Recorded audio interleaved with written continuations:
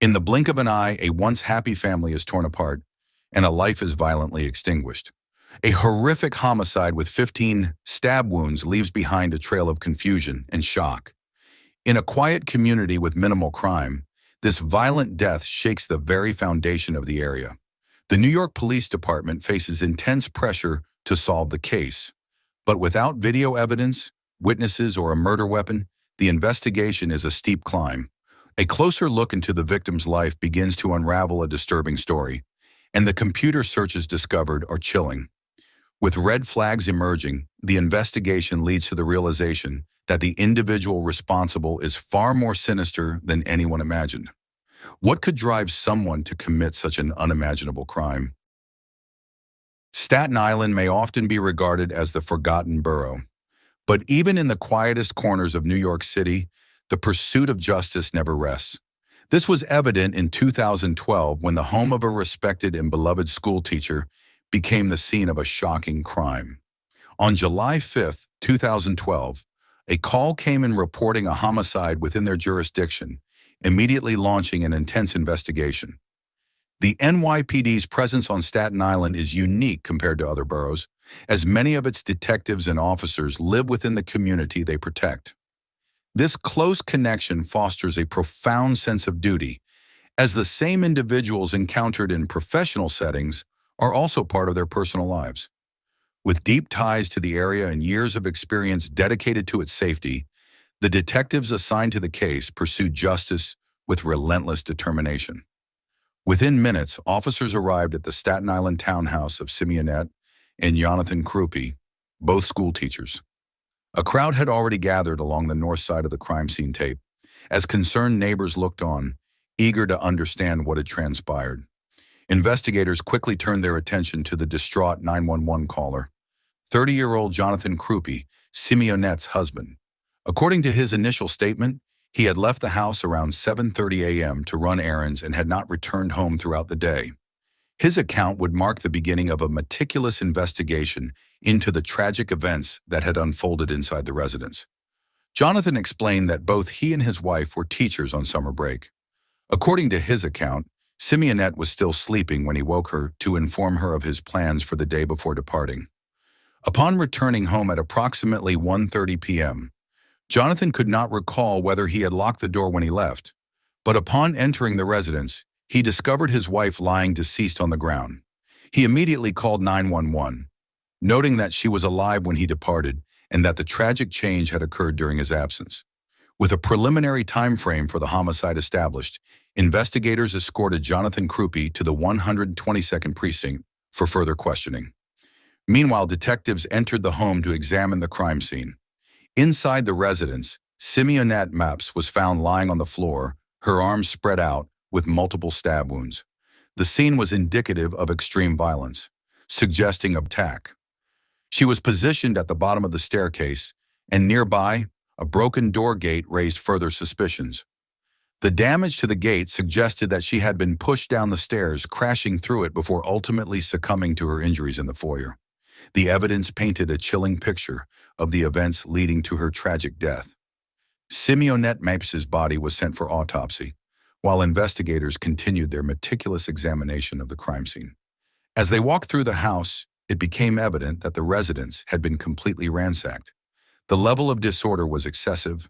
Mattresses had been flipped, furniture overturned, suggesting a deliberate attempt to create the appearance of a burglary. For experienced detectives, the scene raised immediate suspicions. Having investigated thousands of break-ins, the chaotic state of the home appeared inconsistent with typical burglaries.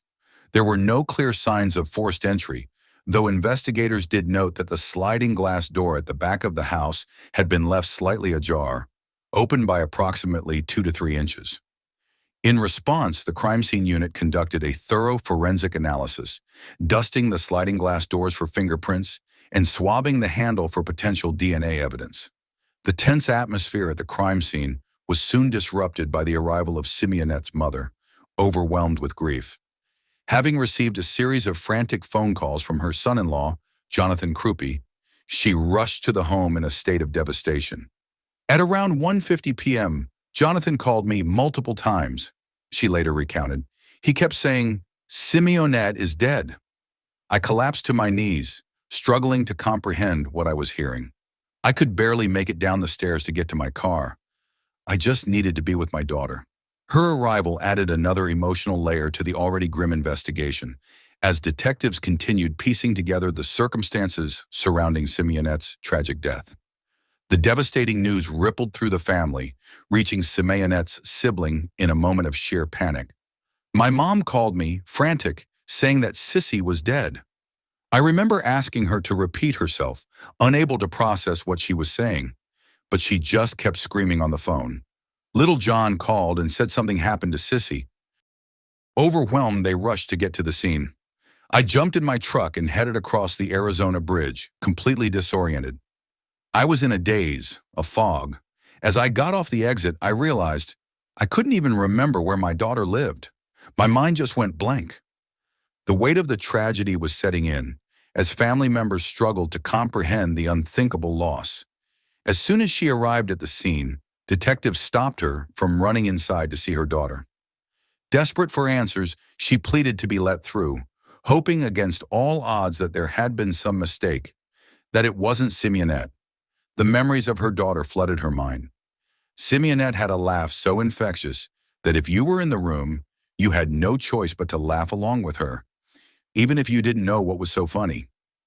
Now that laughter was gone, and the reality of an unimaginable loss began to take hold. Simeonette embraced life with boundless joy. She loved to have fun, to travel, and to dance, never hesitating to be the center of attention, even if it meant making a fool of herself just to bring laughter to those around her. She and Jonathan were known as the couple who could light up any room. Their playful energy, their shared love for singing and dancing, made them a joy to be around. Beyond their humor, they shared a common passion for education. Both had dedicated themselves to teaching. But for Simeonette, it was more than a career. It was a calling. She chose to work in low-income communities, believing it was her way of making the world a better place. I wouldn't call her a bleeding heart, her loved ones recalled, but she lived her life in service to others. Now faced with the unimaginable, one heartbreaking question remained. Who would want to hurt Simeonette? Across town, the Staten Island District Attorney's Office swiftly mobilized in response to the homicide. Unlike other boroughs, Staten Island operates under a system where prosecutors collaborate closely with law enforcement from the very beginning of an investigation. Within the first few hours, assistant district attorneys meet with the assigned detectives to assist with critical tasks such as obtaining search warrants, securing subpoenas, and interviewing witnesses. A thorough neighborhood canvass is also conducted as investigators seek out anyone who may have noticed suspicious activity in the area. As detectives work the crime scene, seasoned investigators Detective Burdick and Detective Senza turned their attention to the victim's husband. In cases involving domestic violence or homicide, the spouse is always the first person scrutinized. With that in mind, they sat down with Jonathan Crupi, prepared to dissect his account of the events leading up to his wife's tragic death. Investigators soon gathered background information on Jonathan Crupi. At 30 years old, he worked as a teacher at the School for Classics in Brooklyn, the same profession he shared with his wife, Simeonette. The couple had been pursuing their master's degrees at the College of Staten Island, with aspirations of starting a family in the future. A review of Jonathan's history revealed no prior criminal record or anything that would immediately raise suspicion. However, establishing a clear timeline was crucial. Investigators asked Jonathan to provide a detailed account of his whereabouts that morning, knowing that a precise chronology of events would serve as the foundation for the case. Detectives needed to determine where he had been, what he had done, and whether his statements aligned with the evidence being gathered at the scene. Jonathan Crupi provided investigators with a detailed account of his movements on the morning of the incident. He stated that he left his home around 7:30 a.m. and drove to the TKTS booth at Metro Tech in Brooklyn, intending to purchase Broadway tickets for their upcoming anniversary. From there, he proceeded to the School for Classics, where both he and Simeonette taught, to collect materials for their summer school sessions. After leaving the school, he went to have his car inspected and later visited a few sneaker stores. According to Jonathan, he had been texting Simeonette throughout the morning, asking her to help choose a paint color as he planned to stop at Home Depot. However, he told detectives that she never responded to any of his messages. Jonathan Crupi appeared to be very forthcoming with his answers as he spoke with investigators. At this early stage, detectives remained cautious, not wanting to be accusatory toward a man who had just lost his wife. It was far too soon to draw conclusions. But as in any homicide case, a thorough investigation was required. And as the victim's spouse, Crupi was undeniably a person of interest. Just 2 hours after his frantic 911 call, Jonathan sat inside the 122nd precinct, answering questions about his wife's murder. While it is often easy to suspect the husband in cases like this, detectives knew they had to take a comprehensive approach. Investigators began digging into Simeonette's life, speaking with family and friends and uncovering any details that could shed light on the case. Every stone needed to be turned, every aspect of her world examined, to determine the truth behind her tragic death. Across the borough, a separate team of investigators focused on gathering insight from Simeonette Maps's family. Though devastated by her loss, the family cooperated, providing detectives with background information that would help piece together a clearer picture of Simeonette and Jonathan's relationship, a story that had begun 12 years earlier. Simeonette had first met Jonathan Crupi through a mutual friend. Although they had never crossed paths before, they soon discovered that they had attended the same high school. After their first date, Simeonette returned home with excitement, telling her mother, "Oh, Mommy, hopefully he calls me back." Family members, however, recalled having initial reservations. "When I first met Jonathan, I couldn't help but wonder, why is she interested in him?" one relative admitted. As detectives delved deeper, they sought to understand the dynamic between the couple, searching for any signs of trouble that might have been hidden beneath the surface. Simeonette's family had mixed first impressions of Jonathan Crupi. The couple married in 2007, building a life together with what seemed like a promising future. To those around them, they had everything, the world at their fingertips. After their marriage in 2007, Jonathan and Simeonette both secured teaching positions at the School for Classics in Brownsville, New York. The area was known for its high crime rate, but Simeonette was deeply committed to her students and passionate about making a difference in their lives. While advancing in their careers, the couple also worked toward earning their master's degrees, taking the next steps toward a brighter future. Simeonette, in particular, had her heart set on starting a family. She had already begun collecting baby items, storing them in labeled bins marked Baby Crupi. Small trinkets and preparations filled their home, a testament to her excitement for the next chapter of their lives. Now, just 2 days before what would have been her 5th wedding anniversary, Simeonette Maps, a beloved wife, daughter, and sister, was found dead in her own home. The discovery was made by her husband, Jonathan Crupi, the very man investigators now had under scrutiny. During an extensive 3-hour interview, detectives closely observed Crupi's behavior. He showed little emotion, he wasn't crying, and his demeanor remained noticeably flat. While grief manifests differently for everyone, his reaction stood out. Despite lingering suspicions, investigators had no immediate evidence to hold him, and Jonathan was released. As detectives continued verifying his alibi and searching for inconsistencies, a separate team focused on Simeonette's family, gathering crucial details about the hours leading up to her murder. Every conversation, every movement, and every interaction in her final moments could hold the key to unraveling the truth. On July 4th, Simeonette spent the holiday as she always did, surrounded by family and friends. She and her loved ones gathered at a friend's house to celebrate, swimming, barbecuing, and enjoying the day together. "We did everything together, all the holidays," her sibling recalled. But as the evening went on, Simeonette wasn't feeling well and decided to leave the party early. Reflecting on that final moment, her loved ones struggled with the weight of what was unknowingly their last goodbye. That was it. That was the last time they ever saw her. Later that evening, after returning home, Simeonette's mother called her at 8:36 p.m. Simeonette answered, but something was wrong. She was crying. I immediately asked, "What's the matter?" And she said, "Oh no, Mommy, my throat hurts." Concerned, her mother urged her to see a doctor in the morning. I told her, "Please, Simeonette, you have to go." She reassured me, "I will, Mom." And that was the last conversation we had.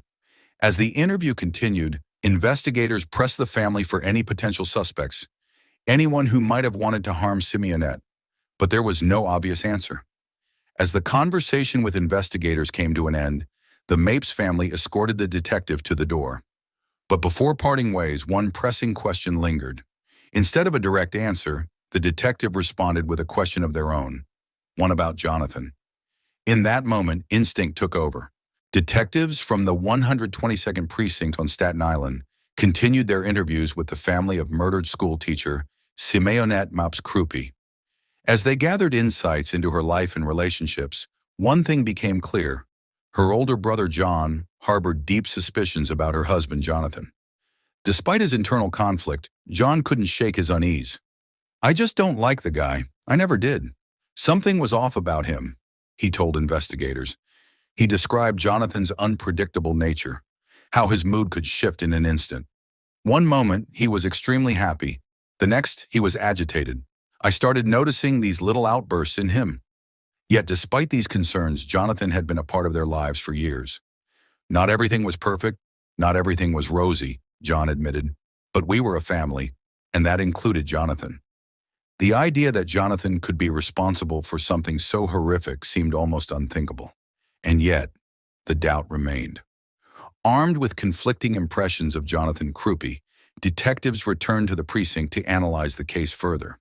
As they reviewed the crime scene, troubling inconsistencies began to surface. One glaring issue was the so-called burglary. Despite the house being ransacked, valuable items remained untouched. "There was tons of jewelry still there," one investigator noted. "Credit cards, blank checks, just sitting out on the counter. Even Simeonette's engagement ring was left untouched in the bathroom." The apparent intruder had taken the time to go through every room, every drawer, and every cabinet, yet had stolen nothing. To investigators, this wasn't a random break-in. It was beginning to look staged. Jonathan Crupi had provided detectives with a detailed timeline of his whereabouts on the morning of the murder. 2 days after the homicide, detectives set out to verify his alibi, retracing his steps and recovering surveillance footage from each location. Investigators reviewed video from the School for Classics, where both Jonathan and Simeonette taught. Footage confirmed that he arrived at 9:28 a.m., aligning with his statement. At 10:11 a.m., surveillance from Best Auto Spa captured Jonathan entering the facility. This too matched what he had told investigators. Additionally, a receipt from the auto shop confirmed that his car had been inspected, with the recorded mileage further corroborating his visit. So far, everything checked out. But detectives knew that timelines could be manipulated. With Simeonette's murder still shrouded in unanswered questions, they needed more than just timestamps. They needed undeniable proof. Detectives took their investigation a step further by cross-checking Jonathan Crupi's alibi with his car's odometer. By calculating the number of miles he had driven that morning, they hoped to identify any discrepancies. That was a significant gap. Too many miles were unaccounted for, raising questions about whether Jonathan had left something out of his timeline. To account for the missing miles, detectives revisited his story. Everything seemed to align until his final stop. "He told me he went to the Home Depot in the Charleston area of Staten Island," the investigator recalled. Now detectives needed to confirm whether that was true, or if those missing miles held the key to unraveling the case. Investigators reviewed surveillance footage from the Home Depot parking lot, checking the time Jonathan claimed to have been there. After repeatedly analyzing the video, one crucial detail became clear. Jonathan's vehicle never entered the lot. This revelation explained the missing miles. His car had not traveled as far as he claimed, meaning he had either misremembered his movements or deliberately lied about them. Just because someone doesn't go to a location they say they did doesn't automatically make them a murderer, one investigator noted. Maybe he just changed his mind about getting paint at Home Depot. But in a homicide investigation, inconsistencies matter. Detectives now had to determine where Jonathan actually went during that missing window of time, because his story wasn't adding up. As an investigator, one critical question emerged. Why would the husband of a homicide victim lie? Why would Jonathan Crupi claim to be somewhere he wasn't? While detectives strategized their next steps, a game-changing piece of forensic evidence arrived, one that would shift the entire course of the case. A DNA swab taken from the sliding glass door handle, which had been found slightly open, was analyzed. This detail was significant, as Jonathan had explicitly stated that all doors were locked and secured when he left that morning. If the door had been tampered with, It could indicate the intruder's point of entry. But when the forensic results came back, they didn't point to an unknown suspect. Instead, they turned the investigation on its head. Forensic evidence had introduced a surprising development in the investigation of slain schoolteacher Simeonette Crupi. DNA swabs collected from the sliding glass door handle revealed Jonathan Crupi's DNA, an expected result since he lived in the home. However, the presence of an unidentified female donor raised new concerns. This was unexpected, an investigator explained. We ran the DNA sample through the database, hoping for a match, but nothing came up immediately. Now we had to figure out who this woman was and why her DNA was on that door handle. As the investigative team worked to uncover the identity of the mystery woman, Simeonette's loved ones gathered to say their final goodbyes. Her funeral, an emotional and heartbreaking moment for family and friends, served as a painful reminder of the tragedy that had shattered their lives. But for detectives, the search for justice was far from over. Simeonette Crupi's funeral was a testament to the profound impact she had on those around her. Hundreds of mourners filled the space, requiring the use of 2 separate rooms to accommodate everyone. Among them were dozens of her students, at least 80, possibly more, who came to pay their respects. One by one, they shared heartfelt stories with her grieving family. It was during these moments that Simeonette's family began to realize the full extent of her kindness and generosity, acts of selflessness she never sought recognition for. One of the most touching revelations was a program she had quietly created for students who couldn't afford to attend prom. She collected donations of hundreds of gowns, ensuring every young woman had a beautiful dress to wear. She even covered the cost of tickets and helped pay for limousines, making sure no student missed out on a special night due to financial hardship. The more investigators learned about Simeonette Crupi's selfless nature, the more determined they became to uncover the truth behind her tragic death. Every new detail about her life and character fueled their drive for justice. As part of their investigation, detectives sought to gather as much information as possible about both Simeonette and Jonathan. One key avenue was speaking with a school principal who had known them both for an extended period. She provided valuable insight into their professional relationship. Simeonette was the golden child at the school for classics, the principal revealed. She was beloved by staff and students alike. When she asked for Jonathan to be brought on board, the administration agreed, not because they wanted him, but because they wanted her to stay. Her words painted a clearer picture of the dynamics between the couple, offering investigators a deeper understanding of their life together, both at home and at work. Speaking with the principal, investigators uncovered yet another inconsistency in Jonathan Crupi's story. He had told the principal that he visited the school that morning to gather supplies for summer school. However, the principal found this claim suspicious, insisting that there was no need for any additional books or materials for the summer class they were scheduled to teach. Armed with this new information, detectives shifted their focus to understanding why Jonathan was really at the school that morning. Upon reviewing the school's surveillance footage in greater detail, investigators observed Jonathan entering the building carrying a green computer bag. However, as they scrutinized the footage further, a crucial question emerged. Where was the bag now? What happened to it? As investigators continued analyzing the surveillance footage, they observed Jonathan Crupi greeting a custodian before making his way up the stairs and entering a room. He remained inside for approximately 30 minutes, an amount of time that immediately raised suspicions. Detective Burdick, recognizing the potential significance of this discovery, paused the footage and made several phone calls to determine the purpose of the room. After speaking with school staff, investigators confirmed that Jonathan had entered a computer room. Further inquiries led them to the computer teacher, who was able to identify exactly which computer Jonathan had used that morning. With this revelation, investigators turned their attention to uncovering what Jonathan had accessed during his time in the room and whether it held any connection to Simeonette's murder. With a search warrant and subpoena, investigators submitted the desktop computer from the classroom to the NYPD Computer Crimes Lab for forensic analysis. Over the next few weeks, detectives expanded their investigation, also subpoenaing and seizing both Jonathan and Simeonette's school-issued laptops for further examination. As forensic specialists combed through the browsing histories of the 2 DOE-issued laptops, A stark contrast between the couple's online activities emerged. Jonathan's search history included topics such as baseball caps, hip-hop songs and lyrics, and sneakers he intended to resell, seemingly trivial interests with no apparent connection to his wife's murder. Simeonette's searches, however, painted a different picture.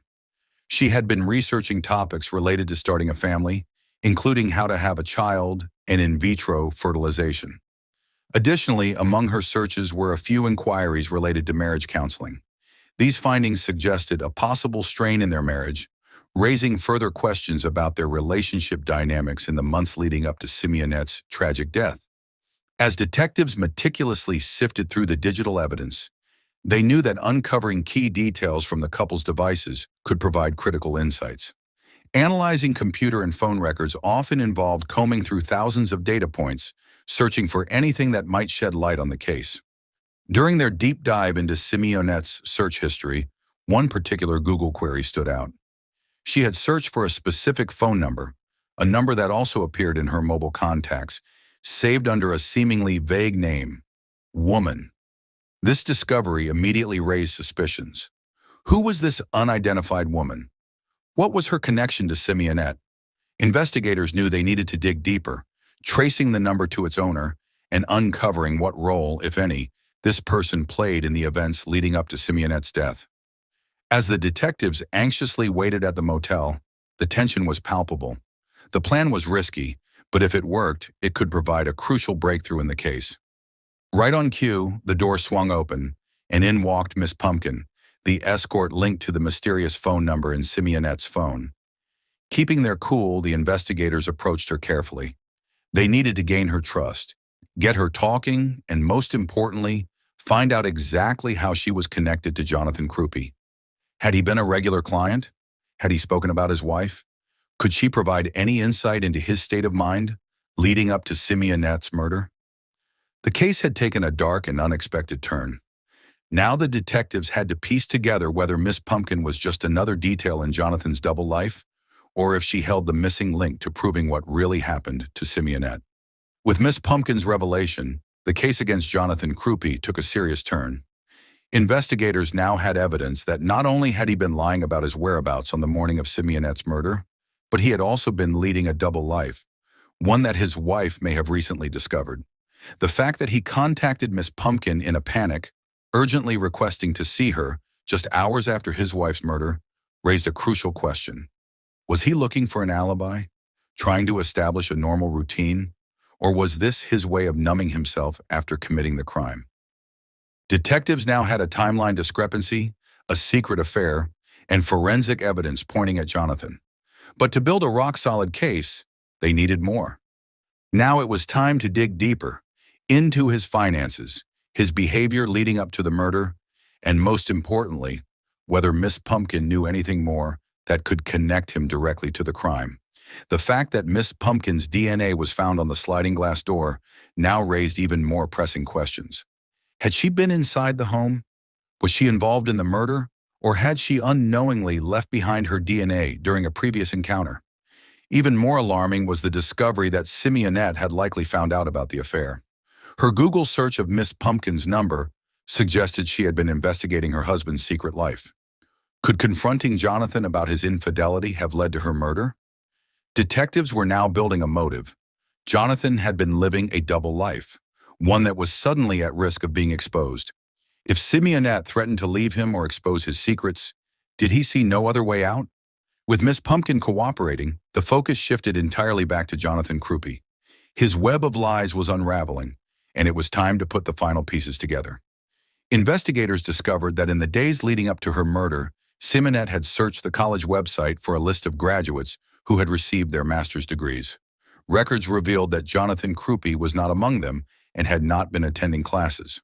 To determine if she had shared this discovery with anyone, detectives spoke with her mother, Teresa Mapes. She confirmed that on July 2nd, Simeonette received a letter stating she had graduated with a 3.9 GPA. When she inquired about Jonathan's graduation status, she noted that he had not received a similar letter, raising further suspicion. According to Simeonette's mother, she had discovered that Jonathan had not earned his master's degree despite her financial support for his education. Simeonette had been covering rent, car payments, and tuition, while Jonathan kept his earnings for himself.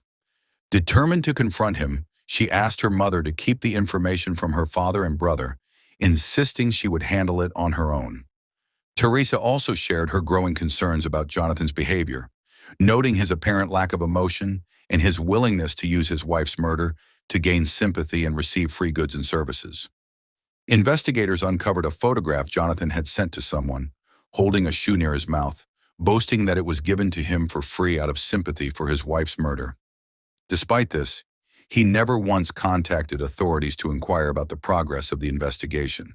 While evidence painted a picture of a neglectful husband and an unscrupulous individual, there was still no eyewitness, no murder weapon, and only circumstantial evidence. Although the case was strengthening, it was not yet conclusive enough to secure a conviction. During a follow-up search of Jonathan Crupi's home, investigators focused on a hallway closet that had previously been obstructed by Simeonette's body. Upon searching inside, detectives discovered a throwaway cell phone, which corroborated his contact with Miss Pumpkin. Additionally, they recovered the missing green laptop bag containing Crupi's personal laptop. A search warrant was then requested and granted, allowing investigators to examine the computer for further evidence. As investigators awaited the search warrant, a critical piece of evidence emerged: the full autopsy report, received in October. The medical examiner concluded that Simeonette Mapes was murdered in the early morning hours of July 5th. With Jonathan Crupi confirming that he left home at 7:30 a.m., he had no alibi for the critical hours between 2 a.m. and 3 a.m., when the crime likely occurred. This revelation further strengthened the case against him. Jonathan Crupi's carefully constructed timeline for the morning of July 5th was now irrelevant. Meanwhile, investigators confirmed that Miss Pumpkin had a solid alibi for the critical hours when Simeonette was murdered. Cell phone and site records placed her elsewhere, ruling out her presence at the crime scene. This left detectives with a crucial question: how did her DNA end up on the sliding glass door? Investigators concluded that the most plausible explanation for the DNA transfer was touch DNA. Jonathan Crupi, after his encounter with Miss Pumpkin, unknowingly carried her DNA to the crime scene by touching the sliding glass door handle. Each new discovery further dismantled Jonathan's account of events. However, the most damning revelation came when forensic analysts examined his personal laptop. The findings were deeply disturbing. Investigators uncovered damning evidence on Jonathan Crupi's personal laptop. Search queries dating back months on topics such as cleaning a crime scene, NYPD forensic procedures, the effectiveness of bleach in eliminating blood, suffocation methods, and how to cut a throat. These searches aligned closely with the injuries found on Simeonette Mapes Crupi, confirming that her murder had been meticulously planned.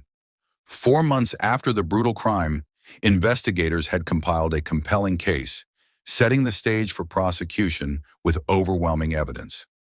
At 6:37 a.m., investigators received a call from Detective Burdick with the long-awaited news. They were moving in to arrest Jonathan Crupi. The moment was bittersweet. Jonathan had been considered family, having lived with Simeonette at her parents' home for years. The overwhelming sense of betrayal and sorrow was indescribable. Detectives arrested Crupi at his parents' house in Brooklyn, New York. When confronted, he showed no reaction. For the investigators and Simeonette's loved ones, the arrest brought relief. No more uncertainty, no more unanswered questions. The truth had finally been confirmed. With Jonathan in custody, investigators briefed Simeonette's family, preparing them for the unsettling details that would emerge. It was standard procedure to inform families in advance of any disturbing evidence. What they uncovered painted a shocking picture of a double life they never suspected. On the day of Simeonette's murder, Jonathan had used a school computer to visit pornographic websites. Investigators also discovered that he was a frequent patron of a strip club located next to the school, so much so that he had his own reserved area due to the large amounts of money he had spent there. Additionally, the truth behind his failure to graduate was revealed. Despite Simeonette paying for his education, Jonathan had never attended classes, deceiving his wife while indulging in his hidden lifestyle. Investigators uncovered the full extent of Jonathan's deception. He would drop Simeonette off at college, claiming to have classes in another building, but instead, he would leave to visit prostitutes. The most shocking revelation came when they discovered that, immediately after murdering his wife, Jonathan had sought out another escort. This revelation devastated Simeonette's family, filling them with both sorrow and rage as they grasped the true nature of the man they once considered family. As they prepared for trial, law enforcement meticulously pieced together the events of that tragic night. Their theory was that Simeonette had confronted Jonathan about his infidelity, his failure to attend school, and her decision to leave him. Faced with exposure and rejection, he chose to silence her permanently. Jonathan then staged the crime scene and crafted an alibi in an attempt to evade justice. After his motel meeting with Miss Pumpkin, Jonathan returned home and carefully hid his computer bag and burner phone in the hallway closet. The most chilling detail was the realization that he had to step over Simeonette's bloodied body to stash his belongings, a final act of calculated indifference that underscored the brutality of his crime. In June 2015, 3 years after Simeonette's murder, the trial began. The defense argued that while Jonathan was an unfaithful husband, he was not a murderer. Over 5 weeks, both sides presented their cases. On July 21st, after just 3 hours of deliberation, the jury returned with a verdict, guilty on all counts. The courtroom erupted in emotion as justice was finally served. 3 months later, Jonathan Crupi was sentenced to the maximum penalty of 25 years to life. Despite overwhelming evidence, he continued to deny any involvement. In his statement to the court, he offered no apology, no explanation, only silence in the face of the family that once supported him. Do you think justice was truly served in this case, or do you believe more could have been done? What are your thoughts on the role of digital evidence in solving modern crimes? If you found this case compelling, let us know your thoughts in the comments. Don't forget to like, share, and subscribe for more true crime stories. Stay tuned for the next investigation. Justice never sleeps.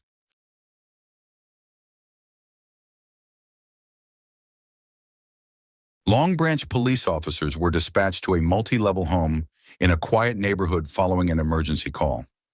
As officers arrived at the scene, the situation remained uncertain, with no immediate knowledge of the victim's identity or the extent of their injuries. Upon approaching the residence, the sound of distressed screaming filled the air, heightening the urgency of the response. Dad, for that one. Dad, please. Please, oh my God. Where's his dad? Headquarters expedite. You got another pair of gloves? You got a light? Just take these. I got more in the car. Flashlights, I don't care, something. Upon entering the home, a disturbing sight unfolded. A bloodied handprint was smeared along the wall, leading down to where a young woman lay motionless.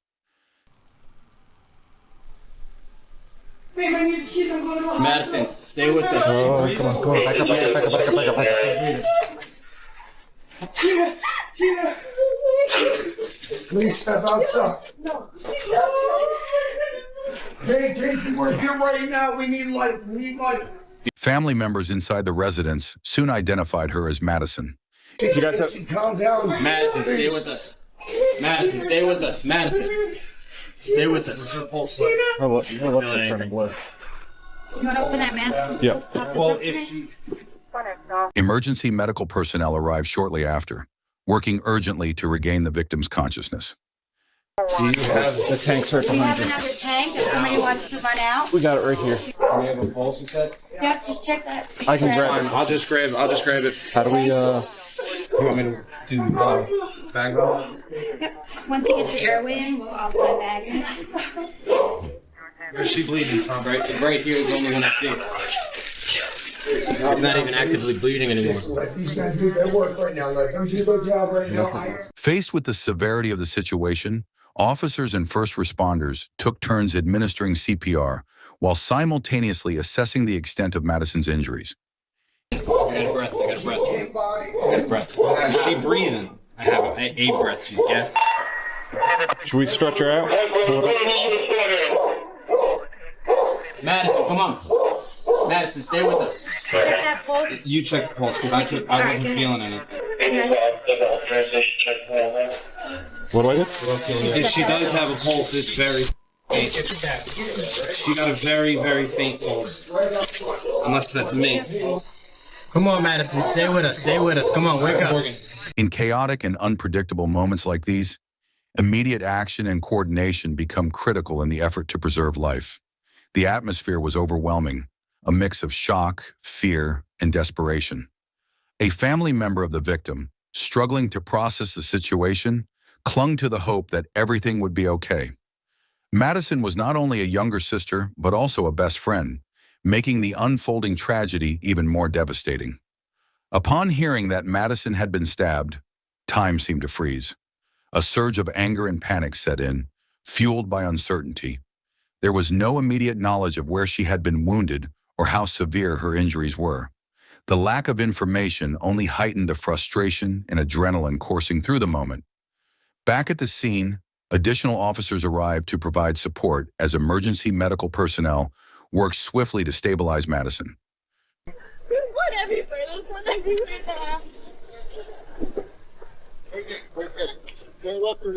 Oh, sorry, we're just gonna let the EMT know that we're doing a compression scan.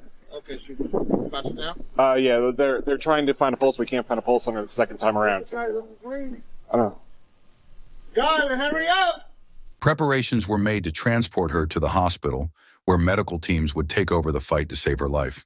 A common assumption is that once a patient is placed in an ambulance, the immediate course of action is to secure the doors, rush inside, and race to the hospital. Which way are we going around the car? What?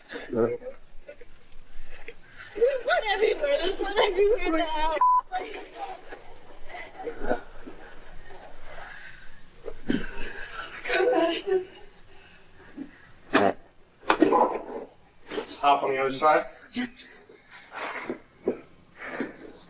Alright, let's get her over now.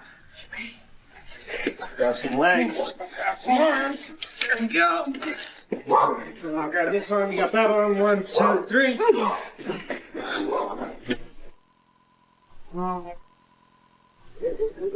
Oh my. You don't know. Whoa, brother. Oh, that's my daughter, man. I know, it's a freaking ambulance. My hand on the I'm fine. Hold on. Hold Grandpa now. Hold Grandpa. What are they doing? Throw this in there with them. You want me to ride with you guys? Yeah. Move over there now. This is the ambulance. Come through. Yeah. Well, then I'll. Put her. There's no way. Hang in there, Maddie.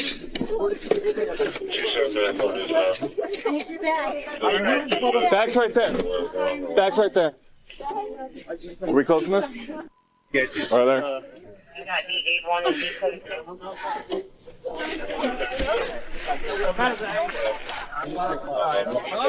There's gonna be a lot of blood. No. Why are you guys just going to the hospital? They got a stabilizer. That's what. Just That's not I know. okay. I know. That's not okay. Are you guys going? I'm waiting on ALS to tell me what to do. Okay. However, in critical situations, the priority is often to stabilize the patient before transport, ensuring they are in the best possible condition for the journey. Come on, Maddie. Can you move them away from the Come on, Maddie. Guys, come on. Just go stand over there, guys. At the scene, Madison's family members could be heard in the background, their voices filled with anguish as they called out for her. The environment became a form of organized chaos, where urgency and distress coexisted. I can't look. I can't look. Keep working on her. Come on, Maddie. Here. You all right? Yeah. You guys see anything? We're going to switch it so I can pass out from work. Yeah, no, it's okay. Are you going to? I think they're on the phone with the doc. Say what? They're on the phone with the doc now, probably for announcement maybe. Seriously? Yeah, I'm not too sure yet. I'm talking now. Pass out, baby. Okay. I'll let you know. Yes, sir. We worked very. First responders worked tirelessly in an attempt to save her life, providing every possible intervention to give her the best fighting chance. Despite their efforts, News later arrived that doctors at the hospital had declared her deceased. In the wake of this loss, the focus shifted toward a new objective, finding the individual responsible for the attack and seeking justice for Madison. 16-year-old Madison Wells tragically succumbed to a fatal stab wound, leaving behind her sister, father, and aunt. Raised in Florida, Madison grew up in a small and close-knit family, especially after the passing of her mother. In the wake of that loss, her older sister took on the role of a mentor and caregiver, striving to be a guiding figure despite the difficult circumstances they faced. The bond between the sisters grew strong over the years, shaped by shared experiences and unwavering support for one another. Madison had a vibrant spirit, often engaging in dance challenges, which her sister would eagerly record. She was also deeply connected to her family, frequently spending time playing with her nieces. Her presence brought joy and warmth, leaving an irreplaceable void in the lives of those who loved her. Madison Wells had an innate ability to form connections, making friends within minutes of meeting someone. She was known for her kindness, sincerity, and warm personality, leaving a lasting impression on those around her. When Madison was rushed to the hospital, the severity of her injuries became painfully evident. As family members waited anxiously outside, the weight of the unknown was overwhelming. When one of them asked if Madison had survived, the absence of an answer confirmed their worst fear. She was gone. Shock and devastation set in immediately, and grief took hold as they collapsed in sorrow. Hospital staff provided little information in the moment, leaving the family desperate for closure. They pleaded to see Madison one last time, to say their goodbyes, but their requests were denied. The reality of the situation was unbearable. As they left the hospital, the question lingered. How were they supposed to move forward? Were they expected to simply go home and carry on as if nothing had happened? Yet in the silence of the night, that was exactly what they were left to do. Grieve without answers, and attempt to process an unimaginable loss. Back at the crime scene, the murder investigation was set into motion. Calls were made to detectives, and the supervising officer was notified to begin assembling the necessary personnel. As protocol dictated, additional officers were dispatched to secure the area and preserve evidence. After Madison was transported to the hospital, officers remained on site to maintain the integrity of the scene. Among the most critical pieces of evidence was the murder weapon, a long, serrated steak knife, lying at the edge of the driveway where it met the street. The sight of the blade made the severity of Madison's injuries unmistakably clear. With this discovery, the investigative process officially began, as detectives worked to uncover the circumstances surrounding the crime and identify the person responsible. Detectives Joe Spital and Mike Verdadero arrived at the scene, taking the lead in the investigation. Upon entering the residence, they were met with a harrowing sight. The foyer was saturated with Madison's blood, a grim indication of the violence that had occurred. For Spitala, the case took on a deeply personal weight. As the father of young daughters, Madison's age, just 16 years old, struck a chord, reinforcing his determination to bring the perpetrator to justice. The investigation moved swiftly, with officers collecting license plate information from vehicles parked along the street. This crucial step helped establish who had been at or near the scene at the time of the crime. Detectives pursued every possible lead to identify the individual responsible for the stabbing.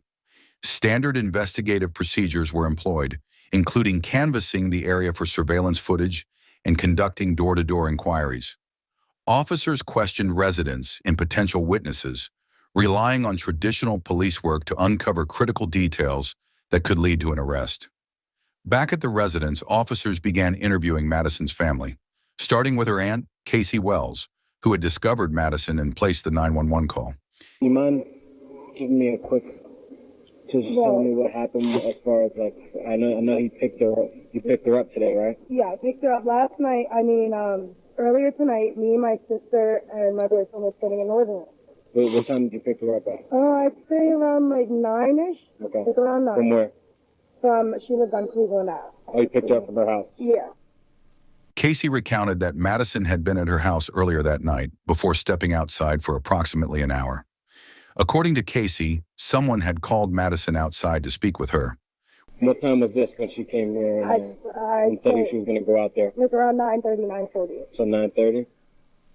So then, he comes stumbling back in, and I see blood. When Madison returned, she was visibly injured. She managed to utter the words, "He stabbed me," before collapsing onto the floor in the foyer. Realizing the severity of the situation, Casey immediately called 911.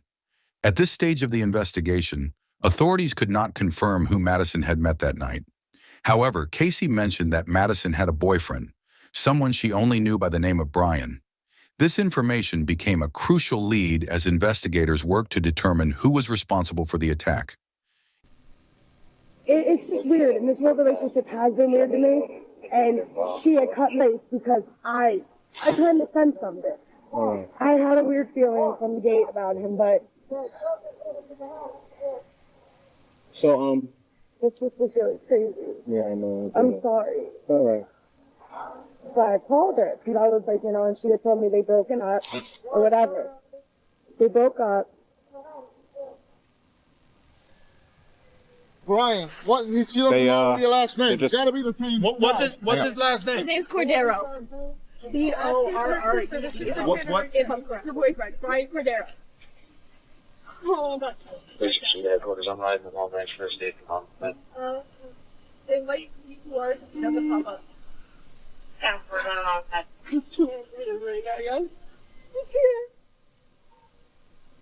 Investigators began to suspect that Brian could have been involved in Madison's murder, though his presence at the scene remained unconfirmed. No witnesses had seen him that night, and it was still unclear whether other individuals may have been involved. As the investigation progressed, officers identified Madison's ex-boyfriend as Brian Cordero Castro.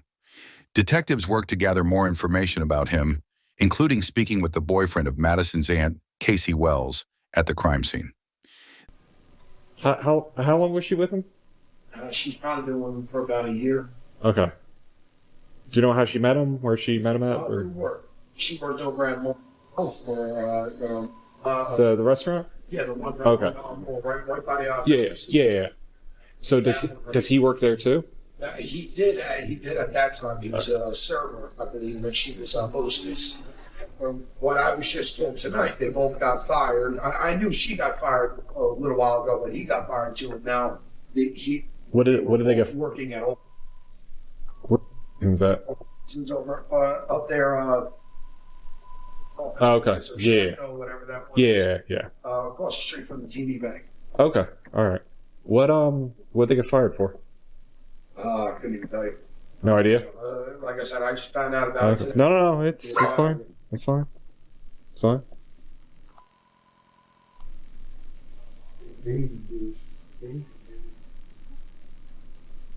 A little girl, bro. This new lead prompted investigators to consider possible motives. The witness described Brian as a Hispanic male, approximately 19 or 20 years old. He and Madison had been in a relationship for about a year, an extended period of time, raising concerns for law enforcement. Additionally, both had worked together at a restaurant in Long Branch, another detail investigators considered significant. Given these factors, Brian became a person of interest, warranting further scrutiny. Officers transported the witness to the station in hopes of obtaining more information. I'm assuming her dad already knows, right? He was at the hospital, right? He was at the house. What do you mean? He ended up showing up when they parted her away. Oh, yeah, that was the father, yep.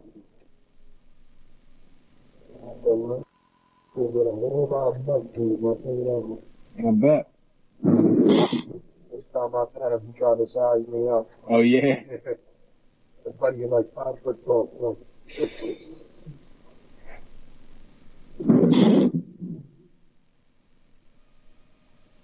I don't know.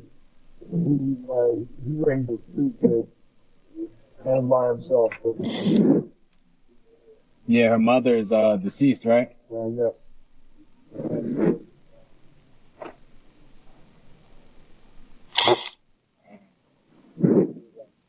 The man can't catch a break.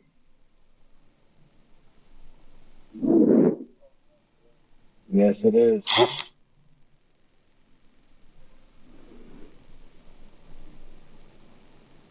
Meanwhile, Madison's aunt, Casey Wells, volunteered to assist in confirming Brian's identity.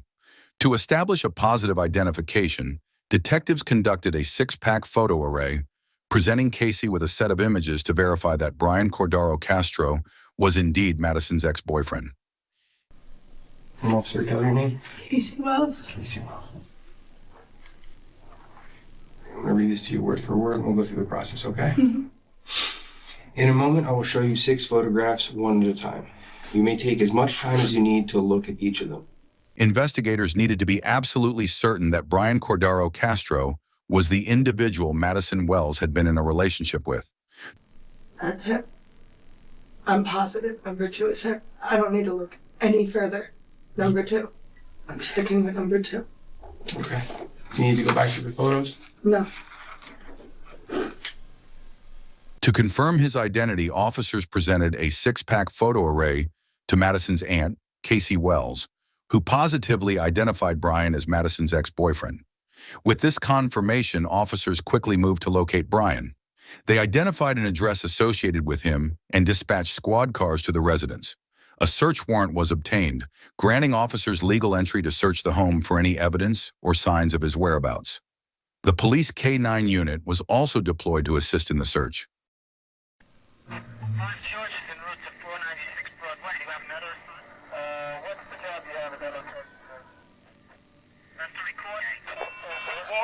Anybody home with you guys right now? Casey? Huh? Brian home with you guys? No.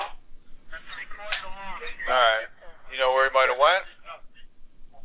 No. Didn't be there. Mind if I step in?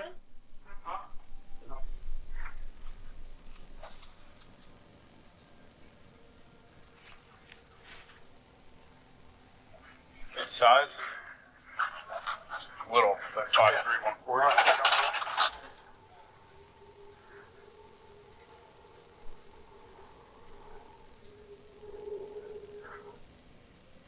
Covered, but I didn't check.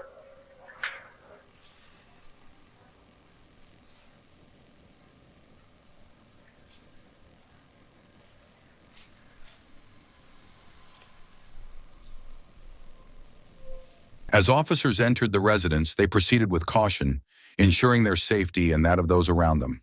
Everybody around me.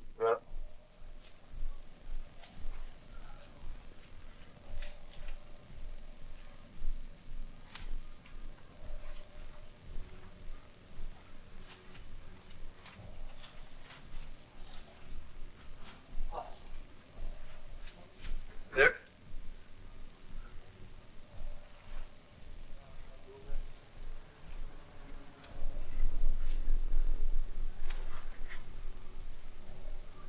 Yep.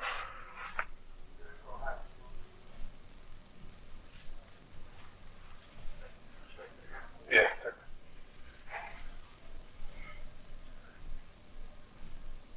Not check back there.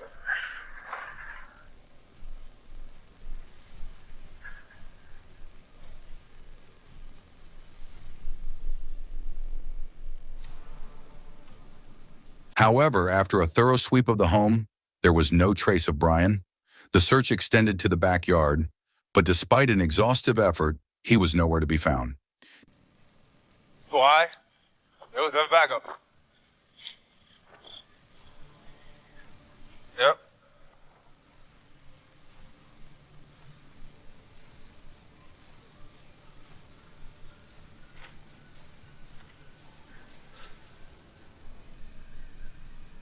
Detectives recognized that locating Brian would be challenging. At this point, they could not say with certainty whether he was the prime suspect or if another individual was involved. Regardless, it was imperative to speak with him as soon as possible, to either clear him or determine his potential role in the crime. With Brian still unaccounted for, investigators turned to technology for answers. They decided to track his phone in an attempt to pinpoint his location. Unsure of which mobile carrier he used, detectives contacted multiple service providers, hoping to obtain crucial information that could lead them to him. Hi, this is Colin with Verizon Security. May I have your name and agency, please? Corporal Gant, Long Branch Police Department. What can I do for you today, ma'am? I have a phone number I would like to try to ping. I don't know if it's Verizon or not. Gotcha. Yeah, we can find out. What's the number?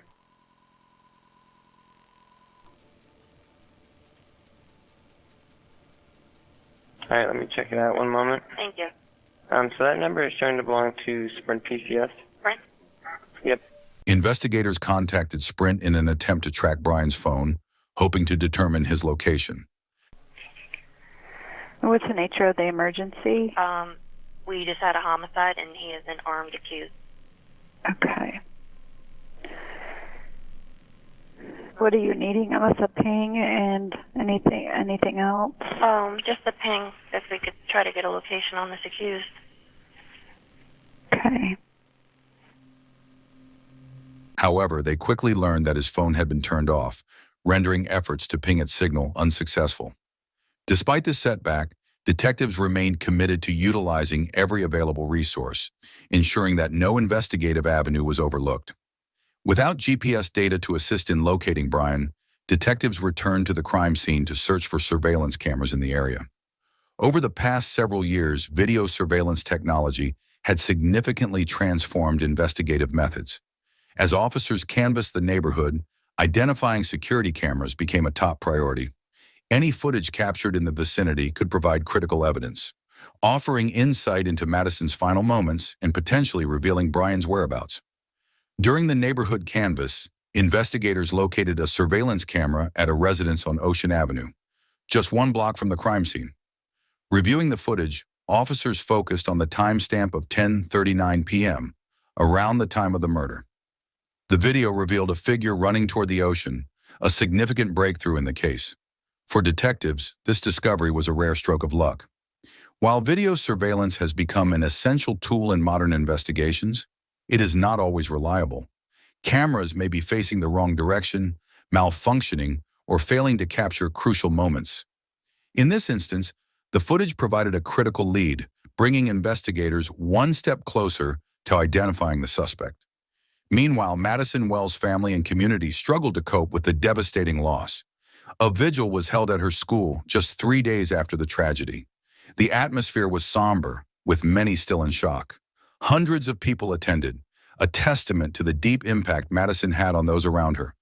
Her loved ones, classmates, teachers, and even the Long Branch High School football team gathered to honor her memory. For Madison's family, the overwhelming turnout was both emotional and heartwarming. It was a reminder of how many lives she had touched.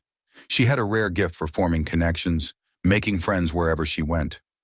Among the mourners was a grieving classmate, visibly distraught. A family member sat beside him, offering comfort despite their own sorrow. The depth of Madison's kindness and the love she inspired in others was undeniable. Her absence would be profoundly felt, and her memory would live on in the hearts of all who knew her.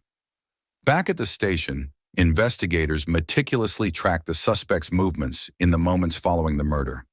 Surveillance footage proved invaluable, capturing key details that helped piece together his actions. One camera recorded the suspect walking toward a house on a nearby side street, while another showed him entering a backyard where a group of people had gathered, drinking. With this evidence in hand, detectives made it their priority to locate and apprehend the suspect as quickly as possible. Believing the individual seen on video to be Brian Cordaro Castro, officers were dispatched to the residence captured on surveillance footage. The urgency was clear. This was a dangerous individual who had just taken the life of a young girl, and there was no telling what he might do next. The decision was made to move in immediately. Upon arrival, officers knocked on the door. As it opened, they immediately spotted the kitchen, and standing inside was Brian. His presence at the location confirmed their suspicions, and he was taken into custody without incident. As officers escorted Brian to the patrol unit, he did not explicitly admit to any involvement in Madison's murder. What's he wearing on? Nikes. Air Jordans, they're kind of mudded up. Investigators remained cautious, knowing that witness statements from the night of the crime contained some inconsistencies, particularly regarding the suspect's clothing. Yeah. What shirt were you wearing and what shoes were you wearing before? One witness believed the individual seen running from the scene may have been wearing a white shirt, but nighttime lighting conditions can often lead to misidentifications. That's what you had on? You sure? You didn't change? How am I going to change? You were here at your cousin's house, right? I was gone like 1 minute. Oh, okay. All right. I don't need to lie. No, I'm not saying a lie. I'm asking a question. Thank you for being on. With Brian now in custody, detectives transported him to the station for questioning, determined to uncover the full truth behind Madison Wells' tragic death. As officers processed Brian Cordaro Castro, he quietly uttered "bye" before attempting to flee the booking area. A sergeant quickly subdued him, an act some saw as a sign of guilt. Detectives Josh Vitale and Wayne Reyna devised a strategy for the interrogation. Brian was left alone in the interrogation room to build psychological pressure before questioning. Detective Vitale, known for his skill in the box, prepared to extract the truth about Madison Wells' murder. So, Brian, how you doing? How you doing, bro? I'm late for the Daryl. Okay? Hi, Brian. Josh Patel. Brian, I'm Wayne Reyna. Before conducting an interrogation, establishing rapport with the suspect is crucial. A comfortable suspect is often more willing to share information. Detectives approached Brian Cordaro Castro with this in mind, aiming to encourage cooperation. However, his initial statements were evasive and inconsistent, offering little substance. You know why you're here, but before I speak to you, I still got to read you. It's called the Constitutional Rights, and you got to understand your rights. And if you want to speak to me, you sign the form that you want to speak to me. Okay? So I'm going to do a lot of English talking while you do Spanish, so I could tell them what you say. Okay? But if you feel comfortable, say something in English. That's fine too. But before, like I said, before we speak about anything that's going on, I'm going to read your rights, and I got them in Spanish and English. You want to do it in Spanish then? Okay. You know how to read and write Spanish? So you just turned, how old? You just turned 19? No. 18? No. You 20. 20. Oh, I'm bad at math. 3 days. And, what's your phone number? I don't have a phone. You don't have a phone? I lost my phone. Where did you lose your phone? Where did you lose your phone? I don't know. When questioned about the last time he saw Madison Wells, Brian provided a vague and unconvincing account, prompting investigators to press further. So she came over for money, you said? Yeah, for a cab. How much money she want? 14. $14? Yeah. Where was she gonna go? To work. To work, you said? Yeah. But she work in the morning and I go in the afternoon. Okay. So, give the money to her. During the interrogation, Brian Cordaro Castro began revealing small details, prompting detectives to maintain pressure and carefully navigate his statements. And I asked for her phone, but when she don't want to give me the phone. No, I don't want to give her the phone. So she don't want to like really. I just say, can I have the phone? And I give her my phone. So you took her phone? Yeah. And then you gave her your phone? Yes. How did you take her phone? Did she give it to you or you just took it? No, that wasn't her daughter. I take it like this and I say, take my phone. Just wanna see. And she said okay? And she got very mad with me. And then, and her sister, she called her because she really needed a phone. So I didn't have time for check everything. She didn't have enough time. I didn't have time to look through the phone. We know what happened and how it happened. That's done. But I'm curious why. Yeah, she recovered me. Okay. Because I already know the answer. She broke up with you? Yeah. Okay. She recovered me. Right. I told her. Explained to her. I didn't do anything to her. Okay. So she cheated on me. She cheated on you? She cheated on me this morning. This morning terrible. I know. Yeah, this morning I know. And my friend, he told me he saw her with another guy. I didn't kill her. That was my friend. You didn't kill her? No, that was my friend. How do you know she's dead? Well, my friend, he told me. What friend? Who's your friend? Un amigo. Yo llamé a mi amigo. ¿Cuál amigo? Angel. Angel what? I don't really know the last name. Just like, that he told me about that everything. He what? He told me about everything. Angel told you about everything? Initially, he attempted to shift blame, claiming he was with someone named Angel and had witnessed him commit the crime. Investigators allowed him to continue his narrative, but eventually confronted him with inconsistencies. To elicit a confession, detectives employed strategic deception, a common tactic in interrogations. I don't even want to talk to you. You're lying to me. I'm not lying. We have evidence that you were there. Yeah, I was there. You're the one who killed her. Stop. Don't put Angel. Yes. Me? Yeah, you're throwing Angel. Angel's in heaven with God, the angels. You were there. Yeah, with my friend. You were there by yourself. She told us. She told us. Madison. They led Brian to believe that Madison had survived and identified him as her attacker. Additionally, they suggested that a neighbor or surveillance camera had placed him at the scene alone.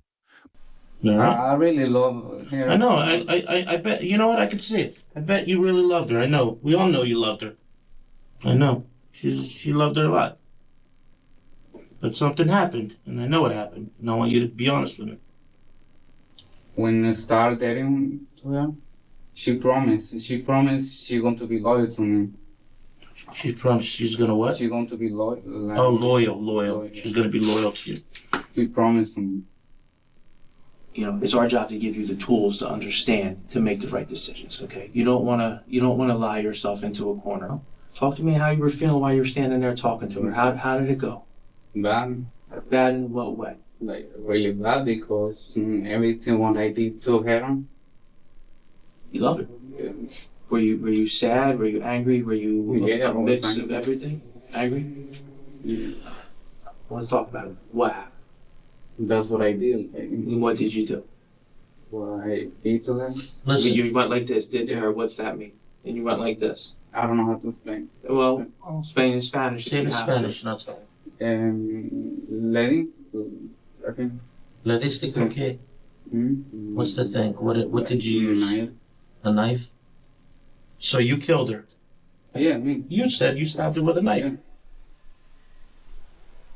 By mirroring his mindset and tactics, investigators worked to dismantle his story and uncover the truth.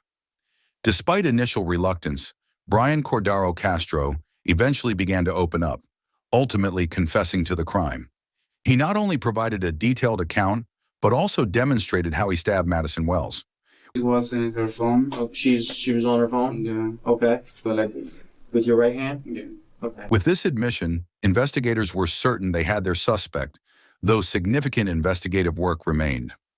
While Brian was being interviewed, detectives analyzed Madison's cell phone data, uncovering hundreds of obsessive text messages from him on the day of the murder.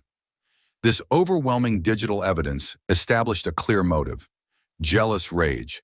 As seen in many cases, breakups can trigger extreme and violent reactions, and this appeared to be one such instance. Brian Cordaro Castro was formally charged with first-degree aggravated manslaughter and later pleaded guilty. He was sentenced to 30 years in prison with an additional 5 years for attempting to escape police custody. Bringing justice for Madison Wells and her family was a significant accomplishment, yet there was no sense of victory, only the painful reality of a life lost too soon. While the truth provided some closure, it could never fill the void left by her absence. Her sister carried the weight of regret, wishing she could have protected Madison as an older sibling should. Madison had been on the path to achieving her dreams, but that future was unfairly taken from her. The grief remained constant, with her loved ones facing the daily heartbreak of seeing her photos and longing for her presence. Madison Wells should be remembered not for the tragedy that befell her, but for the bright, kind-hearted girl she was, a young woman with boundless potential, whose life was stolen before she had the chance to fully live it.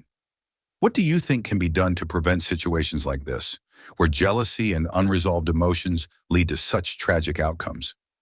How do you believe technology, such as surveillance cameras and cell phone data, influences modern criminal investigations.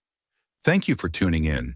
If you found this story powerful and thought-provoking, don't forget to like, subscribe, and share your thoughts in the comments below. We'd love to hear your perspective on this tragic case and how we can make a difference. Stay informed and see you next time.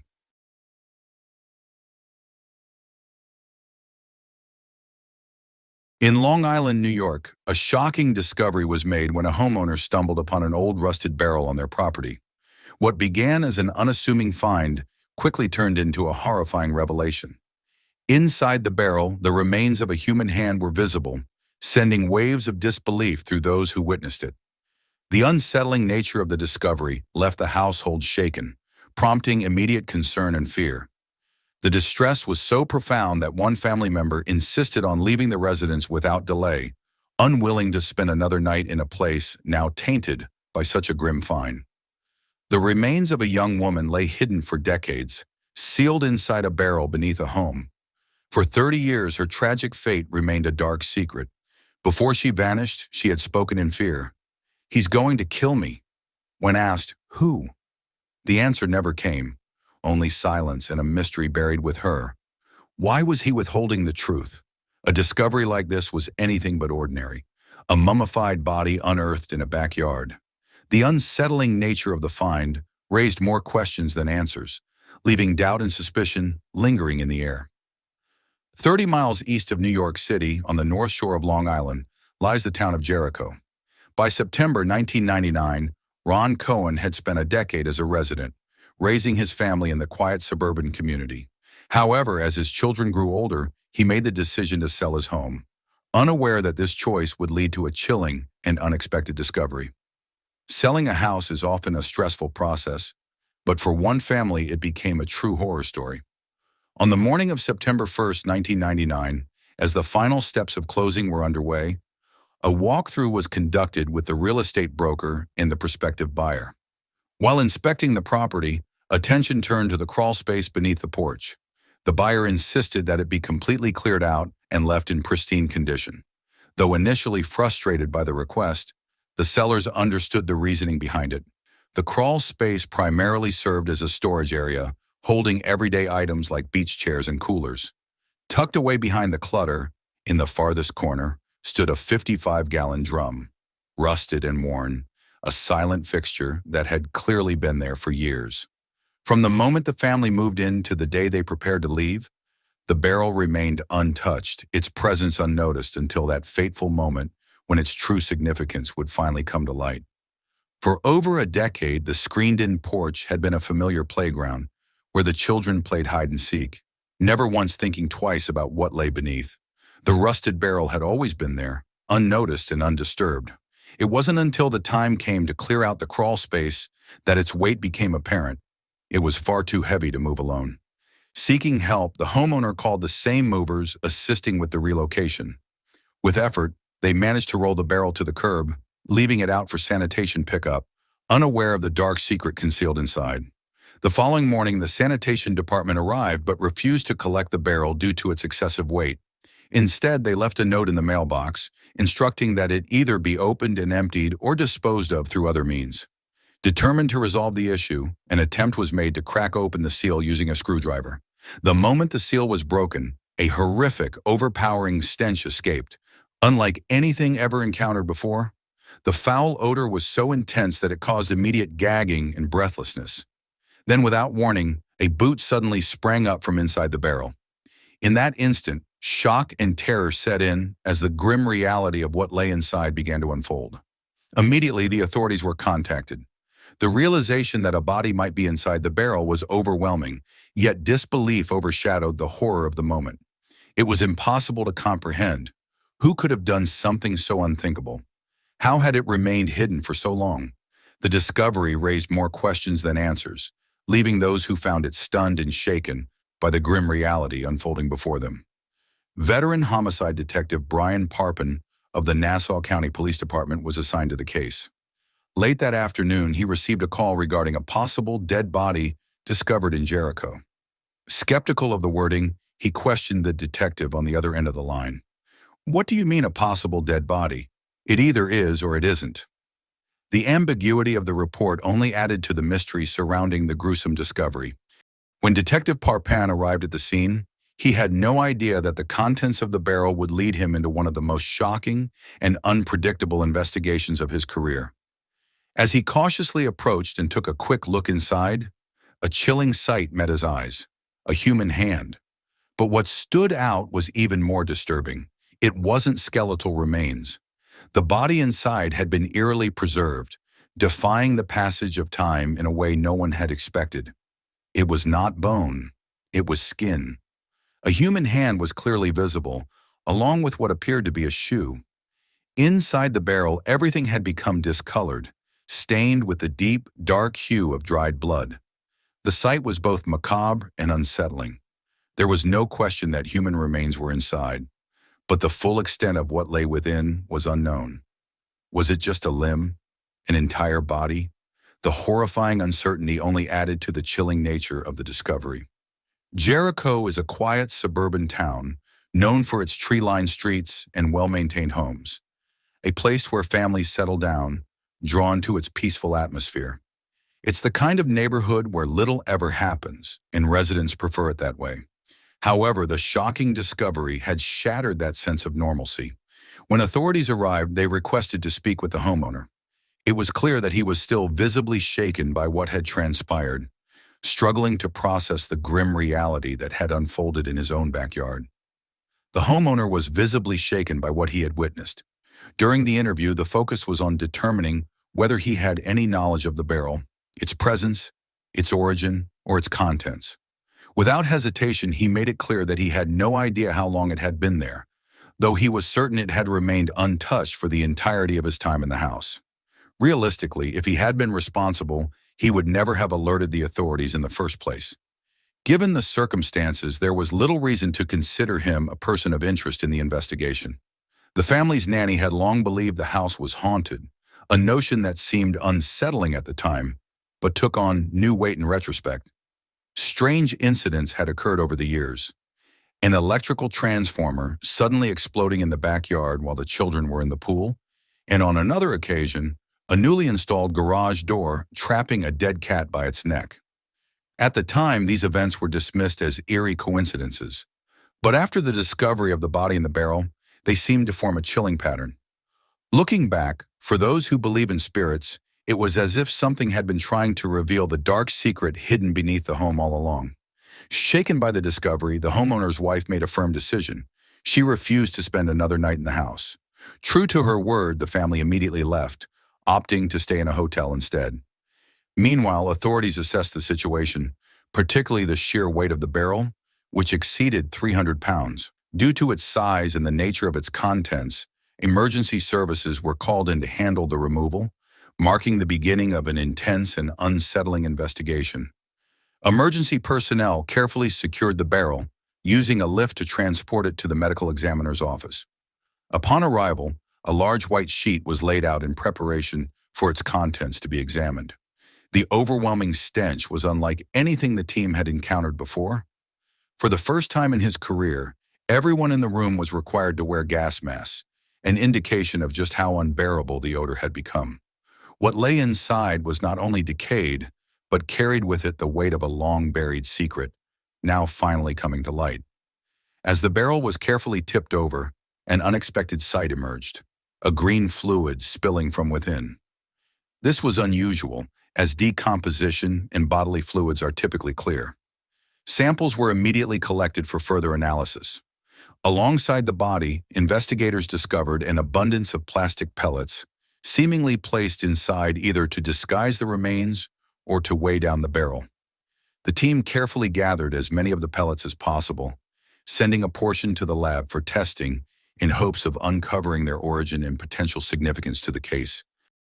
Investigators struggled to extract the body from the barrel, unprepared for what they were about to uncover. The most shocking revelation was that they were not dealing with skeletal remains, but a remarkably preserved, mummified body. The skin had hardened into a leathery texture, while the internal organs and muscles had completely dried out, drained of all fluids.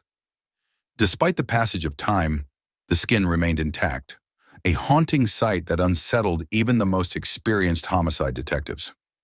The remains belonged to a small-framed young woman, estimated to be between 25 and 30 years old, a victim of a violent and deliberate disposal that had kept her hidden for decades. The pressing questions remained: who was she and who was responsible for her death? One notable detail stood out. She was wearing a faux leopard print coat, a style that seemed dated, unlike anything commonly worn today. Upon closer examination, investigators realized that her clothing held a crucial clue.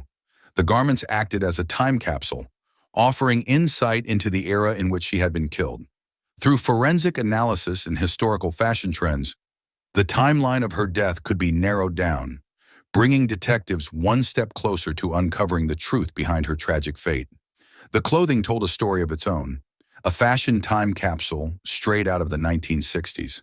The faux leopard print coat, the distinctively styled dress, the shoes, every piece pointed unmistakably to that era. This discovery suggested that the young woman had met her fate nearly 3 decades earlier. But with so much time having passed, a critical question remained. Was anyone still searching for her? Had her disappearance been reported, or had she simply faded from memory, her story lost to time until now? Given the mummified state of the body, detectives faced a critical challenge. Would they be able to identify the victim? Once the remains were fully removed from the barrel, the cause of death became disturbingly clear. While most of her hair was still intact, the back of her head told a different story. Large sections of hair had fallen out, revealing severe wounds beneath. The injuries left no doubt. She had suffered violent blunt force trauma. This was not a random act of violence. It was the kind of killing driven by rage, frustration, and deep-seated hatred. 1 or 2 blows would have been fatal, yet she had suffered multiple strikes to the head. Upon closer inspection, investigators found a crucial clue.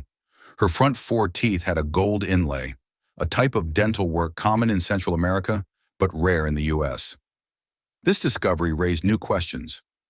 Was the young woman an immigrant? And if so, how had she ended up in such a gruesome fate? If the victim was an immigrant, detectives feared a long and complex investigation to uncover her identity. But just as they braced for that challenge, a horrifying discovery deepened the case. The medical examiner identified what appeared to be human bones inside the mummified remains. As the skin was carefully examined, the truth emerged. She had been 9 months pregnant. The unborn child had perished with her. What began as a single murder investigation had now become the tragic case of 2 victims. At 9 months, the fetus was fully developed, raising the grim possibility that this was a double homicide. This revelation marked a significant turning point in the investigation. Detectives now had to consider whether the pregnancy itself played a role in the murder. Was the killer someone connected to the unborn child?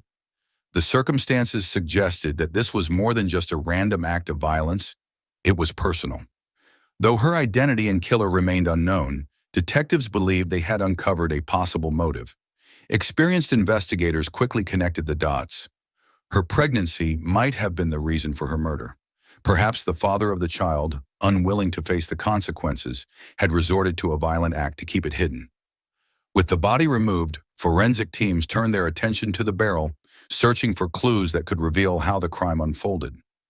Among the debris, an unexpected item surfaced, a green plastic stem, a seemingly small detail, but one that could hold significance in unraveling the mystery. The object was about 6 inches long, with plastic green leaves attached, resembling something from an artificial flower arrangement. Investigators questioned its presence inside the barrel. Was it merely discarded trash, or did it hold a deeper significance to either the victim or the killer? Like every other item found within, it was treated as potential evidence, a possible clue that could help piece together the story behind this gruesome crime. At the very bottom of the barrel lay what would become the most crucial piece of evidence, a pocketbook. Inside, investigators found various beauty items, including an eyebrow pencil and rouge, but one item stood out above the rest. A small 2x2-inch telephone book was tucked inside, offering a potential breakthrough. Though compact, this book could hold the key to identifying the victim, providing names, numbers, and possible connections that might finally reveal who she was and who may have wanted her dead. The detectives' initial excitement over the potential breakthrough was short-lived. Years of being submerged inside the barrel had left the phone book completely saturated and fragile, so delicate that even the slightest pressure caused it to disintegrate. Despite its deteriorated state, it was carefully placed in an evidence bag and turned over to the document analysis team. Experts explained that they had a specialized drying oven that might help salvage the pages, but the process would be slow and painstaking. The phone book held the promise of crucial information, but whether it could be restored remained uncertain. Detectives had little hope that the phone book could be salvaged. It seemed too far gone to yield any useful information. Meanwhile, by the following morning, news of the gruesome discovery had spread. The young woman's tragic fate dominated the front pages of local newspapers, leaving the community of Jericho in shock. Residents were mystified. After all, it wasn't every day that a mummified body was found in someone's backyard. The once quiet neighborhood was now at the center of a chilling mystery, with more questions than answers. The discovery of a mummified body from another era quickly captivated New York, sparking widespread intrigue and speculation. One of the greatest mysteries in the early stages of the case was the victim's identity. No one knew who she was. The lack of answers was deeply frustrating for investigators. Surely someone had been searching for her. She had to be missing from somewhere, yet despite the gruesome nature of her death, no immediate records or reports seemed to match her case, leaving detectives to wonder how she had remained forgotten for so long. She was an adult, pregnant, and likely had a family. Someone had to know her. Investigators were certain she would have been reported missing. Yet after an extensive search through missing persons databases, no immediate matches were found. The lack of records only deepened the mystery. Soon, detectives would uncover a crucial connection that would finally bring them closer to identifying the woman who had remained hidden for decades. Detectives finally caught their first major break. The forensic team, working meticulously to salvage the waterlogged phone book, had made progress. Drying it one page at a time, they managed to carefully open the cover. On the very first page, a crucial detail emerged, an alphanumeric sequence that was still legible. One investigator immediately suspected it could be an alien registration number, a government-issued identifier for immigrants. If confirmed, this number could be the key to unlocking the victim's identity, finally shedding light on who she was and where she had come from. An alien number is a unique identifier found on green cards issued to immigrants residing in the United States. This discovery reinforced investigators' initial theory that the victim was an immigrant. Their suspicions were soon confirmed. Immigration records verified that the number was legitimate, dating back to the 1960s. With this breakthrough, authorities were finally provided with a name and a timeline of when the woman had legally entered the United States. After 3 decades of uncertainty, investigators finally uncovered the identity of the woman whose life had been tragically cut short, Reyna Marroguin. Originally from El Salvador, Reyna had come to the United States in search of the American dream. She was ambitious, with a love for fashion, strong reading skills, and fluency in English. But her promising future had been cruelly taken from her, along with the unborn child she carried. Now with her name restored, detectives turned their focus to uncovering the truth behind her murder and bringing her long-buried story to light. Reyna was independent and determined to build a better future. She refused to be tied down in an unhappy marriage in her small hometown, longing instead to see the world and support her family along the way. This ambition led her to immigrate to New York in 1966, where she embraced a new life with optimism. Despite the challenges of being a young immigrant woman living alone in an unfamiliar country, Reyna thrived. She built a life for herself, finding joy in her journey and eagerly sharing her happiness with her loved ones back in El Salvador. Reyna stayed closely connected with her family, writing letters regularly and occasionally making phone calls. But in the winter of 1968, all communication suddenly stopped without explanation. Her family had no idea she was pregnant. They only knew that the letters had ceased. Concerned but unaware of the tragic reality, they were left with unanswered questions. What had happened to her? Reyna's story was one of ambition and hope, But in the end, it became a heartbreaking tale of a dream gone terribly wrong. Reyna was a young, beautiful woman, yet she remained hidden in a barrel for 30 years. How had her dream turned into a nightmare? And why did her murder stay a secret for so long? Investigators' first step was to trace the previous owners of the house, hoping to uncover who had lived there when Reyna vanished. Investigators began by retrieving property records from the town hall, identifying 4 previous owners since the house was built in 1962. Background checks were conducted on each, but nothing significant surfaced. While detectives continued investigating the homeowners, they turned their focus to the barrel itself, a crucial piece of evidence. Where had this industrial barrel come from, and why was it hidden beneath the house? Unraveling its origin could be the key to solving the case. Investigators traced the barrel's origin, starting with its manufacturing records. The markings 363 indicated it was produced in March 1963, while 55 confirmed it was a 55-gallon drum. Fortunately, the company retained corporate records, allowing detectives to track down who had originally purchased the barrel. This crucial lead could finally connect the evidence to a suspect and reveal how it ended up beneath the house. Investigators received a breakthrough. The company that originally purchased the barrel was still in business, even after 30 years. Records showed that the barrel once contained a chemical used in dyeing and plastic manufacturing.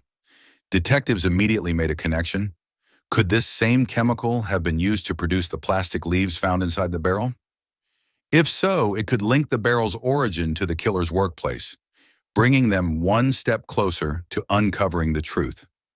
Investigators hoped the barrel's origin would provide a crucial lead, but then a stunning development shifted their focus. The rest of Reyna's address book had finally dried out. Though badly damaged, most pages contained fragmented information, a first name, a partial phone number, or an incomplete entry. Despite the challenges, detectives knew that even the smallest clue could be the key to identifying who Reyna was in contact with before she vanished. Among the damaged pages, some contained full phone numbers. Detectives wondered, could any still be active after 30 years? To find out, they dialed every number. Most were disconnected, but one was still in service. When a woman answered, she recognized Reyna's name and was willing to speak with investigators. This call would finally provide a long-awaited connection to Reyna's past. Detectives were shocked. After 30 years, one number was still active. Even more surprising, the woman who answered knew Reyna and agreed to talk. This unexpected lead could finally unlock the mystery of her disappearance. Detectives made a major breakthrough in the Reyna Marroguin murder investigation. They had found someone who knew the victim. This woman, Kathy Andrade, could finally help uncover who killed Reyna and why. Investigators wasted no time and asked if they could speak with her in person, hoping she held the key to solving the case. Kathy Andrade immediately agreed to meet and provided her address. When detectives arrived and mentioned Reyna's name, showing her a photo, she broke down in tears. It was an overwhelming moment. Through sobs, she whispered, "My angel, my angel," a heartbreaking tribute to Reyna, whose middle name was Angelica. For 30 years, Kathy had carried the pain of uncertainty, never knowing what had happened to her dear friend. Now the truth was finally beginning to surface. Kathy and Reyna's friendship began in the 1960s, shortly after Reyna arrived in New York City to pursue a career in fashion. Kathy recalled how they met while Reyna was searching for a job. Reyna had found work in the garment industry, where the employers were known for being supportive and offering opportunities to learn all aspects of the business. This environment allowed Reyna to grow and thrive in her new life. Kathy recalled how Reyna was hired after calling the company, which needed good workers from the union. From then on, Reyna and Kathy became inseparable, forming a sister-like bond, both being from El Salvador. They shared everything and supported each other throughout their lives in America. Kathy and Reyna quickly became close friends. Reyna had a bright, kind disposition, always eager to help others and full of joy. Kathy, in turn, became a mentor to her, guiding Reyna through life in Manhattan and New York, sharing her knowledge of the city and the challenges it posed.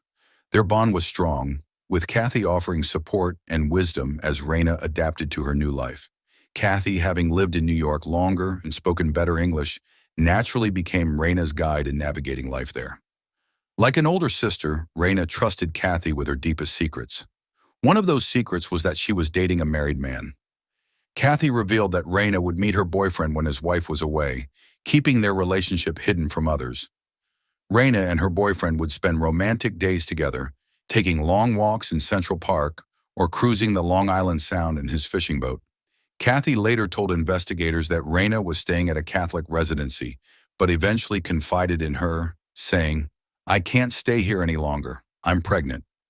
Her boyfriend promised to take care of her, setting her up in an apartment in Hoboken, New Jersey. He reassured her that they would be together forever, despite still being married to someone else. Reyna's boyfriend was very good to her, even taking her to the doctor every other week as her pregnancy progressed. For a time, it seemed like all of Reyna's dreams were coming true. But then, in the spring of 1969, everything changed. Kathy recalled a dramatic and heartbreaking phone call from Reyna. She was upset, telling Kathy that her boyfriend had said, "I'm not going to marry you." This sudden rejection shattered Reyna's world and marked the beginning of a tragic turn in her life. Reyna confessed to Kathy, "I did a very foolish thing." She had called her boyfriend's wife, revealing she was pregnant. The wife then called Reyna back, setting off a series of events that would change everything. Reyna told Kathy, "He's going to kill me." When Kathy asked, "Who?" Reyna replied, "My boyfriend." Kathy tried to reassure her, saying, "Nobody's going to kill you." But Reyna insisted, "Oh yes." The fear in her voice was palpable, and Kathy realized the gravity of the situation. Reyna's fear was clear as she said, "He is going to kill me." Kathy immediately responded, "I'm coming to your place." Reyna pleaded, "Please do." Kathy rushed to her apartment, but when she arrived, no one answered the door.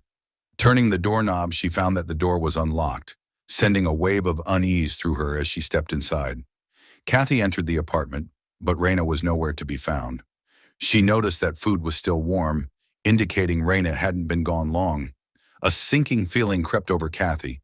She feared something terrible had happened. Worried and unsure of what to do, she waited inside the apartment for several hours, hoping for some sign of Reyna's return. When Reyna didn't show up, Kathy went to the police to file a missing persons report, but was told it had only been a few hours and no one was officially missing yet.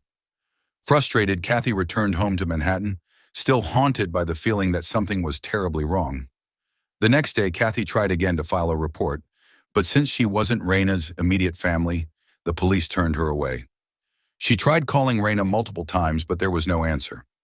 Eventually, Kathy began to wonder if Reyna had returned to El Salvador. Feeling powerless, she resigned herself to the belief that there was nothing more she could do, and over time she accepted that Reyna wasn't coming back. In 1999, Detective Parpon was still struggling to make the connection. How did Reyna end up buried inside a barrel in the backyard of a home in Jericho? He reasoned, "I don't think in the middle of the night someone is going to roll the body up and put it under someone's home." This meant that they were likely dealing with a short list of suspects. Parpan focused on uncovering the history of the house, determined to learn about everyone who had lived there and find any connections to Reyna's tragic fate. Detective Parpan meticulously combed through the city records of all the previous homeowners. That's when something unusual stood out. A large extension had been added to the back of the house by the second owner. Upon reviewing the certificate of occupancy, Parpan discovered that the extension was constructed in 1980, during the time this owner had lived there. Remarkably, it was built over the exact spot where the barrel had been found, raising new questions about the connection between the extension and Reyna's hidden remains. Detective Parpan's initial thought was clear. The person who built the extension in 1980 could very well be responsible for Reyna's death. The barrel had been buried in the exact spot where the extension was constructed, making it a critical lead in the investigation. This connection narrowed down the list of suspects, pointing directly to the second homeowner. This discovery became a crucial piece of the investigation, linking the location of the barrel to the actions of the home's previous owner. The investigation now had a new lead, the former homeowner, Arthur Eben. The initial interview with him didn't go as expected. When Detective Parpan asked about the extension, Eben claimed that he didn't do it. However, Parpan had a piece of paper in hand, a permit showing that Eben had filed for the extension. This discrepancy immediately raised suspicion and made Parpin question the truth behind Eben's statement. Parpin, holding another document, told Eben, "I have a piece of paper that says the town approved the extension and issued you a certificate of occupancy for it." Eben then claimed that the extension was already there when he purchased the house. He explained that the previous owner had not built it, but had merely brought it up to code. This revelation pointed to the fact that the first owner of the house had likely been the one to construct the extension, adding another layer to the mystery. Before the interview ended, Eben casually mentioned that he had seen the barrel. When Detective Parpin asked, "What did you do about it?" Eben replied, "We left it." This response raised suspicions about his involvement in the case. Eben had lived in the house for 12 years and claimed he never gave the barrel a second thought. He assumed it was just leftover construction material from when the extension was added. However, detectives continued to press Eben, hoping to uncover more details, particularly about the previous owner of the house, Howard Elkins, and his potential connection to the case. Eben remembered some details about Howard Elkins. He was married, had a couple of children, and worked in New York City. Eben also mentioned that Elkins was involved in a plastics flower company.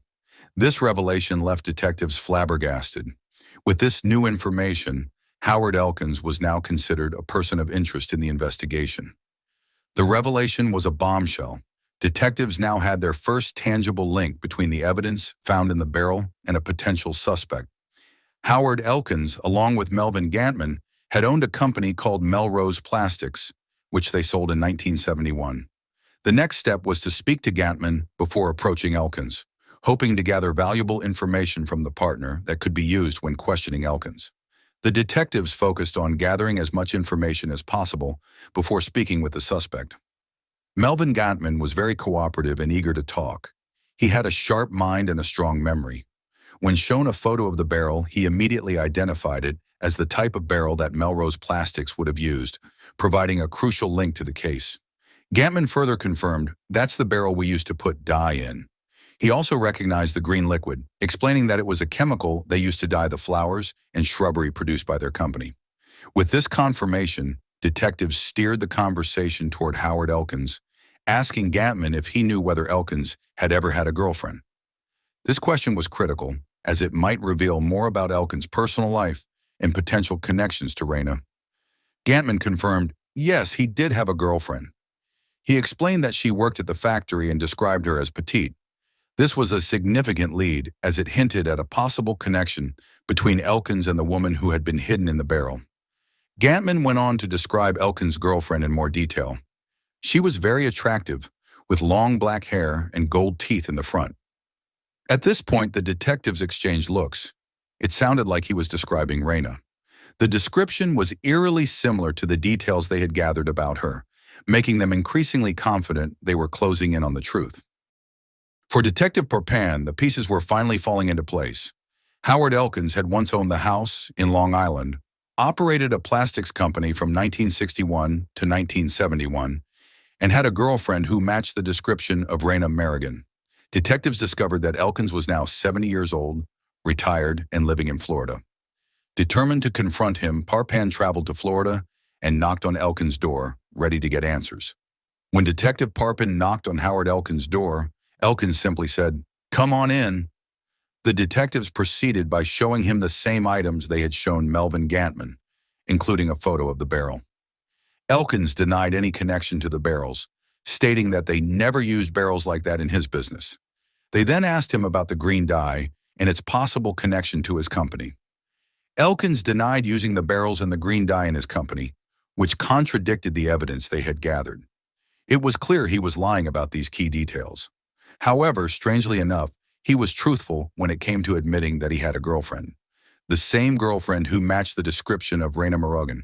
This mix of lies and truths only deepened the mystery surrounding his involvement. Despite admitting to the affair, Howard Elkins claimed he couldn't remember anything about Reyna, not her name, not even the color of her hair. When asked to describe her in any way, whether she was tall, slender, or short, he refused to provide any details. It was clear that he was stonewalling the detectives. When they pressed him about the barrel with the body of a pregnant woman found under his house, he had no explanation. leaving investigators frustrated and more convinced of his involvement. Elkins continued to deny any knowledge of the barrel or the body, insisting, "It wasn't from me." However, there was no doubt in the minds of the detectives that Howard Elkins was lying. In response, they threatened to take a DNA sample from his cheek to compare it with the DNA of the fetus found in the barrel, hoping to connect him to Reyna. At that point, Elkins hesitated and firmly replied, "Oh, no." His reluctance only added to the mounting suspicion. Elkins refused to allow the DNA sample, despite the detectives explaining it would help clear or implicate him. His response became increasingly defensive, signaling his reluctance to cooperate. Elkins firmly said, "I'm not giving you anything. I know what you guys can do with that. Look what they did to O.J." The detectives responded, "We're not here by accident. We believe you're involved." Just as the tension rose, the phone rang, interrupting the standoff. As Elkins got up to answer the phone, the detectives could overhear his side of the conversation. It was clearly his wife. After a brief exchange, he hung up and said, "Look, my wife is on her way home. I don't want you here when she gets here." This abrupt change in demeanor suggested Elkins was becoming more anxious and possibly trying to avoid further confrontation. Legally, the detectives knew they had to leave, so Detective Parpin said, "We'll leave. We have no choice." But before exiting, he made one final statement. "I want you to know something. I'm going to get a warrant. I'm going to get your blood, I'm going to get your DNA, and I'm going to put you in jail for the rest of your life." This warning made it clear that the investigation was far from over and that Elkins was still very much a suspect. Detective Parpon asked, "You understand?" Elkins nodded slightly without saying a word, his silence speaking volumes. The detectives left, knowing they didn't yet have enough evidence to arrest Elkins, but determined to continue gathering the necessary proof. The detectives knew that without proving Elkins was the father of Reyna's unborn child, their case would remain circumstantial, and he might never face justice. They quickly rushed to a local judge to obtain a warrant for his DNA. The next day, Detective Parpon called the office for an update. The detective on the other end informed him, "The Palm Beach Police Department just called. They want to know if you have Elkins in custody." This sudden interest from the local authorities raised more questions about Elkins' situation. Detective Parpon found it unusual and asked, "We don't have an arrest warrant." "Of course we don't have him. Why are you asking?" The response was surprising. "Well, his wife is reporting him missing." This new development raised more questions about Elkins' whereabouts and whether he was trying to avoid being caught. Howard Elkins went missing, leaving police baffled. They wondered if he had fled to evade capture or was trying to hide from the authorities. However, it soon became clear. Howard Elkins wasn't hiding. The mystery of his disappearance deepened, adding another layer of intrigue to the case. It turned out that Howard Elkins had already been located by the Palm Beach Police Department. Detective Parpon and his team went to a house about a block and a half from Elkins' home, where they noticed a large police presence. A detective on the scene informed them that Elkins was dead. Earlier that day, he had purchased a Mossberg 12-gauge shotgun along with some ammunition. Elkins then went into the back seat of his friend's car, placed the gun in his mouth, and fired.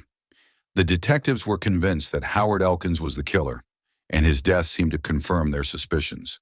The fact that Elkins had everything, a family, a home, a career, and still chose to end it all, was shocking.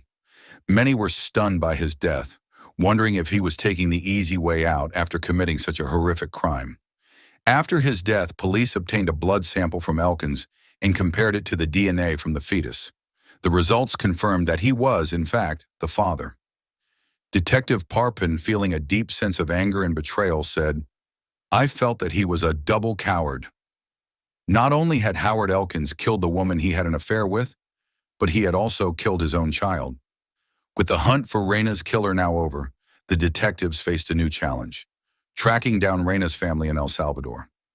The detectives believed that Elkins' motive was driven by a desperate desire to keep his family intact. Fearing the consequences of his affair and Reyna's pregnancy, he chose to eliminate the woman and the child to avoid the destruction of his life and family. When Howard Elkins discovered that Reyna was pregnant, he tried to distance himself from her. He moved her to an apartment far away in New Jersey, hoping she would just go away. However, Reyna didn't leave. She believed he loved her, that he would leave his wife and marry her, doing right by her. When she realized that he had no intentions of leaving his wife, she became desperate. In a moment of frustration and hurt, she made the fateful decision to call his wife, revealing the affair and her pregnancy. When Reyna disclosed the affair to Elkins' wife, it sent Howard Elkins into a rage. The day she went to the apartment, there were no signs of an altercation at first. Nothing seemed amiss. The plates were still on the table, and the food was warm, suggesting that she had not been gone long. But this calm exterior hid the violent events that followed, as Elkins' anger likely led to the tragic turn of events. Even more chilling was the fact that the door was left open, seemingly for Kathy to enter, knowing she was coming. Investigators believe that Elkins took Reyna back to his factory, which was large enough to have secluded areas, including the basement. It was there, away from prying eyes, that detectives believed he killed her. Without a doubt, the factory was likely where Elkins carried out the murder in an attempt to conceal his crime. Reyna's cause of death was determined to be 7 to 10 blows to the back of her head, likely from a hammer. After killing her, Elkins placed her body, along with her purse containing her address book, into an empty barrel. He then grabbed 4 50-pound bags of plastic pellets, loaded them into the back of his station wagon, and added them to the 55-gallon drum. Investigators believed Elkins filled the barrel with about 200 pounds of pellets, possibly hoping the weight would help him sink the drum if he took it out onto the Long Island Sound. His intent seemed to be to hide the body in the water, making it disappear for good. Eventually, Elkins likely realized that the barrel was too heavy to dispose of in the Long Island Sound, so he chose the only other option, rolling it underneath his house. He left it there and eventually sold the house, unknowingly allowing the body to remain hidden for 30 years. Investigators wondered, how long was he looking over his shoulder? He managed to avoid detection for decades, living his life without facing the consequences of his crime. Instead of spending those 30 years in prison, he went on to live out his life, seemingly free from the past he had tried to bury. Elkins watched his family grow, but when faced with the consequences of his actions, chose to take his own life. Detective Parpan wanted justice, feeling Elkins had exploited a poor immigrant. Instead of facing punishment, Elkins avoided the consequences of his crime. To this day, Detective Parpan couldn't understand how someone could commit such a horrific act and then just leave it behind when moving. It was mind-boggling. He couldn't fathom how Elkins could live with himself for all those years. People find themselves in situations where they dig themselves into a hole and don't know how to get out of it, Parpan reflected. In this case, Howard Elkins chose to erase Reyna from his life, and he did so by killing her. With no current contact information for Reyna Marroguin's family, Detective Parpan enlisted the help of journalist Oscar Corral to track them down in El Salvador. It was Oscar's first trip abroad as a reporter. He began knocking on doors in a small town on the outskirts of San Salvador. When he finally arrived at Reyna's house, he found that they were celebrating Reyna's mother's birthday, a bittersweet moment that marked the beginning of a painful revelation for the family. Reyna's mother, 93 years old, initially thought Oscar might have been sent by a newspaper to cover her birthday. It wasn't until Oscar showed her a picture of Reyna on the cover of Newsday that the gravity of the situation became clear. At that moment, she realized what the visit was truly about. Oscar admitted that the case weighed heavily on him. He had never been prepared for the emotional burden of delivering such devastating news to a mother who had been in the dark for so long. Oscar wished he could bring good news, that Reyna had been found, was alive, and had children. But that wasn't the case. When he told Reyna's mother, she immediately covered her mouth with her hand, bowed her head, and began to cry and weep. She shared with him that for years, she had a recurring dream of her daughter inside a barrel going over a waterfall, a vision that had haunted her sleep for decades. Reyna's mother explained that she had lived to an old age because she wanted to know what had happened to her daughter before she died. In October of 1999, the remains of Reyna Marroguin and her unborn son were returned to El Salvador, allowing her family to finally give them a proper farewell. After 30 years, Reyna and her unborn son were given a proper funeral. They were buried together in the Madison Cemetery next to Reyna's mother, who passed away just a month later. What do you think could have driven Howard Elkins to commit such a horrific crime? How do you think Reyna's family coped with the 30-year mystery of her disappearance? If you found this story compelling, don't forget to like, comment, and subscribe for more true crime content. Let us know your thoughts in the comments below.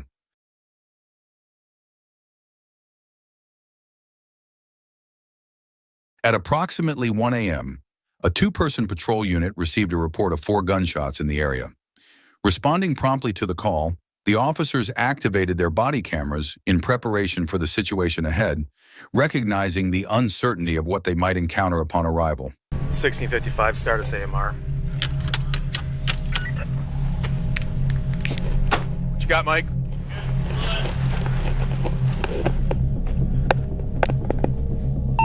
$1655, SARM code 1. Send us more units as well. 10-4. Hello, hey! Can we roll him over? Hey, hold on, let me get some gloves on first. 5 to being route to 1655 Bob's call. It's female, isn't it?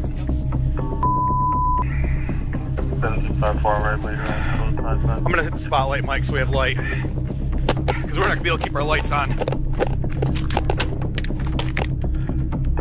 Here you go, Mike. Yep. Okay. The individual was carefully rolled over, revealing visible bloodstains on her.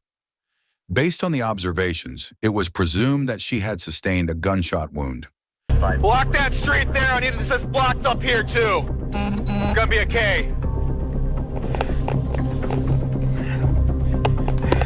I'm gonna start getting these units everywhere. Emergency medical services were immediately requested to respond to the scene. Paramedics were needed to assess the individual and connect her to monitoring equipment to determine any signs of life. She's still alive or no? Upon confirming that the individual was deceased, a somber reality set in. The loss of life is always difficult as it represents someone's loved one, a family member now gone. You know who the victim is? Lori. What? Lori? Name is Lori Lundberg. Several officers at the scene recognized the victim as Lori Lundberg, a well-known member of the community. She was identified as being approximately 50 years old. The news of Lori Lundberg's passing was deeply saddening and difficult to comprehend. She had always seemed like a constant presence, making her loss even harder to accept. The unanswered questions surrounding her death only added to the grief, leaving many wondering why it happened and who was responsible. Alright.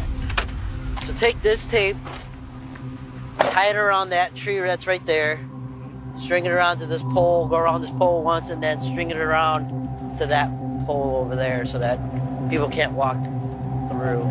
So as a road patrol sergeant, ensuring scene security is a top priority. Preserving the integrity of the area is crucial, as detectives must conduct a thorough investigation upon arrival.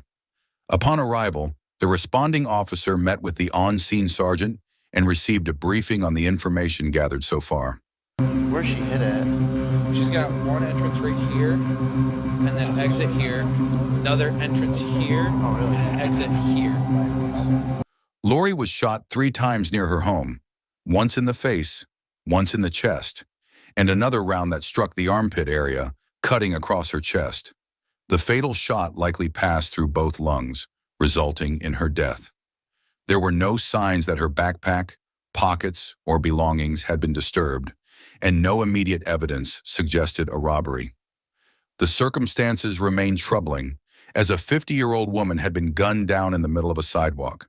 The distance of the shots can sometimes be estimated at a glance, particularly if they were fired from close range. However, during the initial response, determining the exact location from which she was shot was not immediately clear. I'm gonna walk from here. Yeah, so when we're walking, we're looking, here's like this. So we're looking for casings to see if they missed, if they hit cars, trees, anything like that. So there'll be like bullet holes, broken glass. No, you can stay in the alley if you want to start checking around that alley for casings or anything.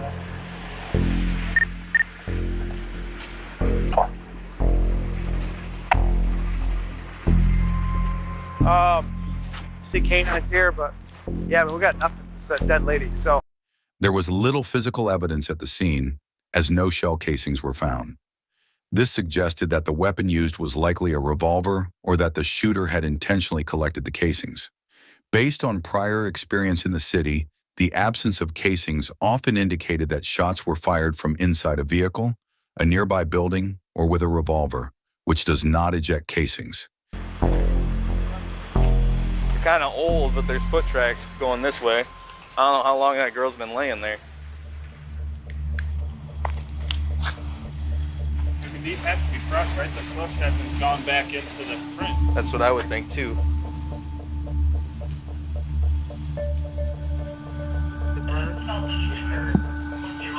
What's up? Why, what's wrong, Phil? What happened? There's a bunch of rifle rounds? They're live?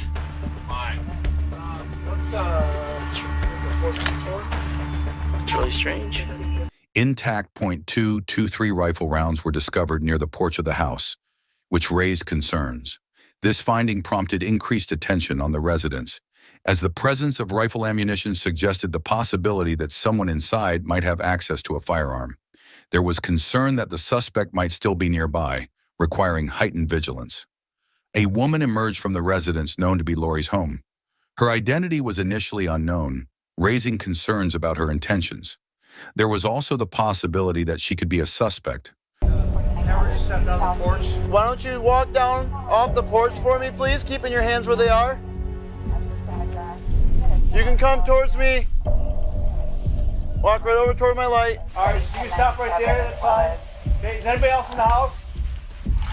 What do you live with anybody else? Yeah, my mother, but she's at work at the moment. Okay, what's your mom's name? Lori Lundberg. The woman was later identified as Lori's daughter. Informing a family member of a loved one's passing is one of the most difficult responsibilities in law enforcement. Officers initially refrained from immediately informing her that her mother had been killed just yards away. This approach was taken cautiously, as her intentions were still unclear, and the possibility remained that she could be a suspect. Your roommate? Me, my brother, my mom, and my roommate. Okay. Your brother not home? No, I have no idea where he's at. He's with a girlfriend somewhere. Okay. How old is he? 1551, your number is going to be 20. Okay. 07. We'll just, I tell you what, just step right down on the sidewalk for me. Although she was identified as the victim's daughter, it was essential to clear the house to ensure there were no additional victims or potential suspects inside. Granite Police Department, any outside, show us now. Come on out, talk to us. Granite Police.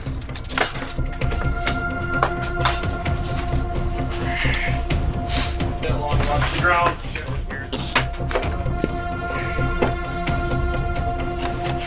Monte's upstairs. Okay. A friend of theirs been with them the whole time. Her friend was upstairs, avoiding interaction and acting evasive. The situation in the house felt unusual, and the way they emerged raised suspicion. It created a sense of unease, prompting concerns about whether the individual could be involved in the shooting. I know they already checked.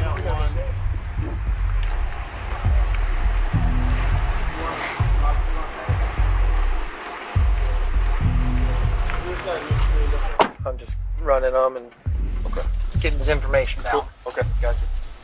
You on probation or parole or anything? Nah. When was the last time you were arrested? I've been in these seats a few times. Not very comfortable, are they? Man, not. So who are you visiting here? Ridley's Naomi and Phoenix. How long you been here tonight? Since 10:09. 10:09? How do you know it was 10:09? You got here? Oh, because I was on my phone today.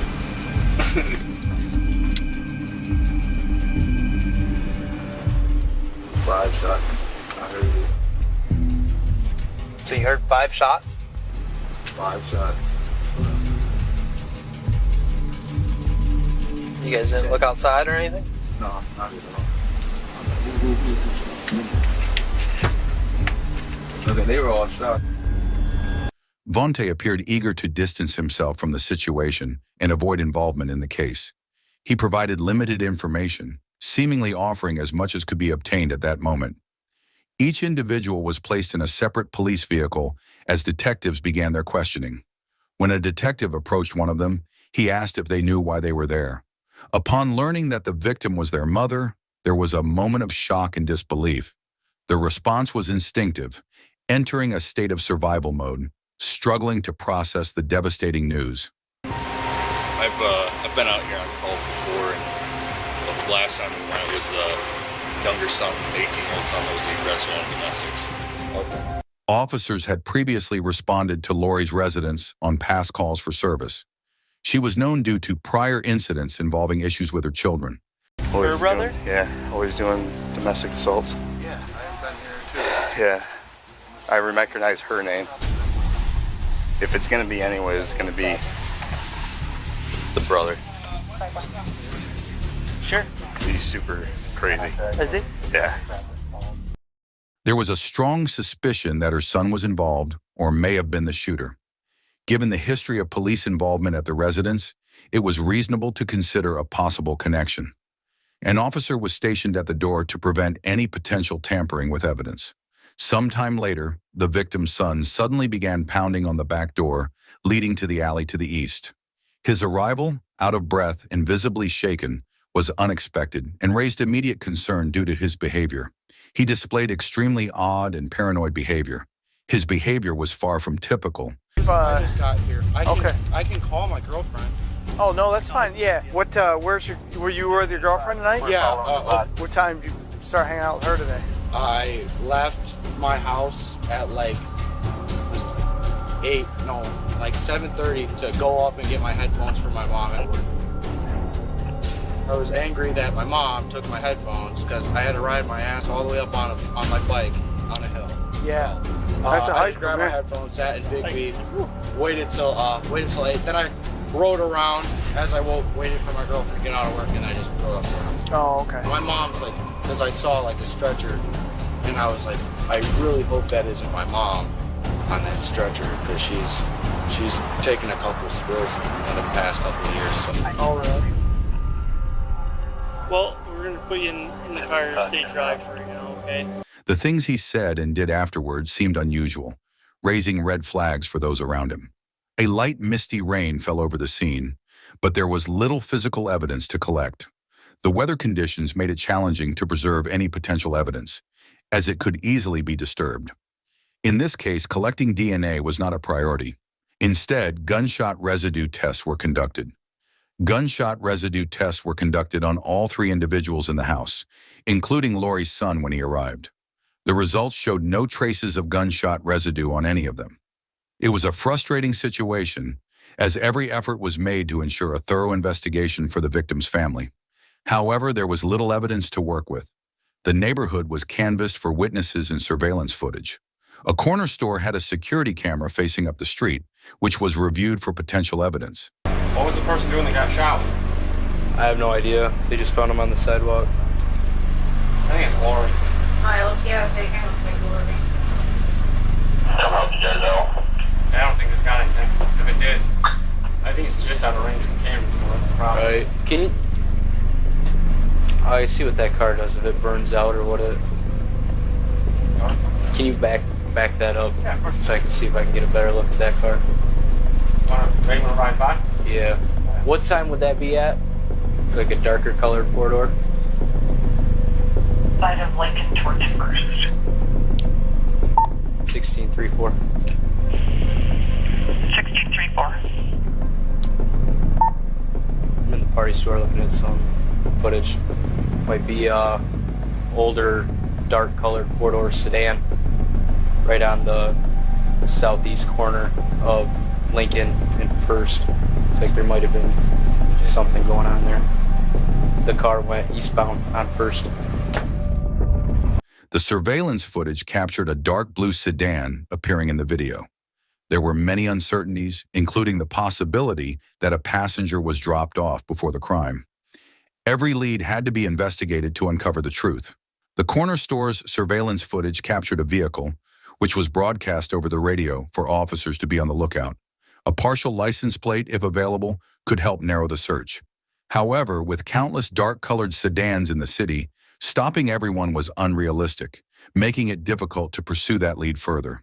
This homicide was particularly challenging because the victim, a 50-year-old woman, had no known ties to drug activity or a serious domestic relationship that could suggest a clear motive. Early on, the case was frustrating due to the lack of leads. Surveillance was conducted on various individuals, and multiple leads were investigated. While there had been conflicts with some people she lived with, nothing pointed to a motive strong enough for someone to execute her. The case didn't go entirely cold, but most leads had been thoroughly investigated and exhausted. Lori was a caring and generous person, deeply loved by her family. As the designated family contact, her child was responsible for making funeral arrangements. The church they had attended while growing up provided support for the service. To honor Lori's memory, attendees were asked not to wear black. Lori rarely wore black, so attendees were encouraged to wear colorful clothing, even tie-dye instead. After the service, her child stayed until it was finished, but left soon after to avoid the emotional burden of constant condolences. In January 2018, a co-worker contacted authorities about a homicide that had occurred just blocks away from where Lori's murder took place. A recovered weapon matched the caliber and style of the firearm used in Lori's case. Vicente was identified as a suspect in the second homicide. He attempted to flee but was apprehended for the murder of a young man named Andre. Andre was intelligent and quick to learn, allowing him to take on many responsibilities at a young age. By 17, he was juggling multiple jobs. Even as a child, he reassured his mother, promising to support her financially when he was old enough to work. True to his word, he did just that, making his family proud. The situation felt strange because Andre had been home every night, and his absence that morning was unusual. When the police arrived, it was shocking and confusing. He had never been involved in anything dangerous and was kind to everyone, making it hard to understand how he ended up losing his life. After identifying Vicente as the suspect, he was taken into custody. A recovered weapon matched Lori's case, leading investigators to bring him to the police department for questioning and to obtain confessions for both homicides. We have to come to some type of agreement here, or at least an understanding whether or not you want to act like a young adult or not. Talk to a lot of people. You're not an unintelligent person. You want to start over? I forget. Okay. How long ago did you guys break up?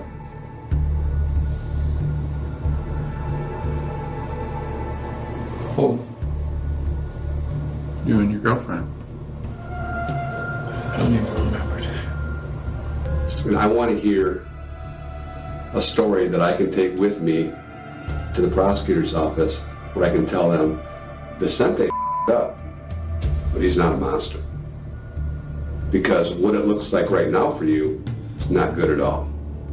I think you have a side of your story, and this is your opportunity to tell that side of the story. The primary goal was to obtain confessions for both murders, but the focus initially was on Andre's case. Once the suspect started talking, the conversation was guided naturally, allowing one admission to lead to another until he became more comfortable discussing both crimes. And we had like a little disagreement, argument, however, and after that, I honestly I can't really remember. She cheating on you? Or did you think she was cheating on you? It wasn't a thing. You knew it? Had you seen her with him before last night? So you're pretty sure he was moving in on your girlfriend? I saw it and I just...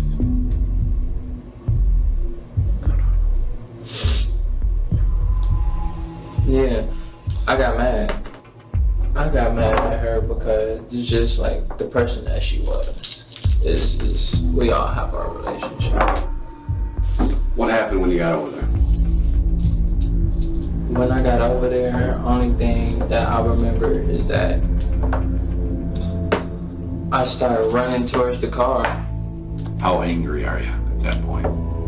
And 10 being the most angry you've been in your life. I don't know how angry I was. Okay.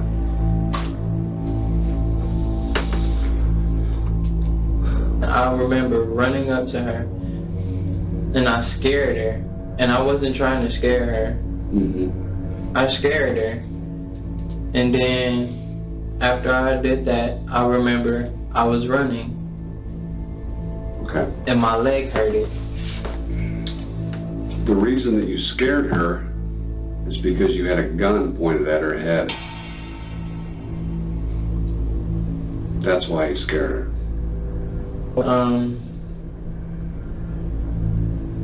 I pointed it at her. What happened then? I was just so mad. Were you more mad at her, mad at that guy? Who were you mad at the most? What would you say?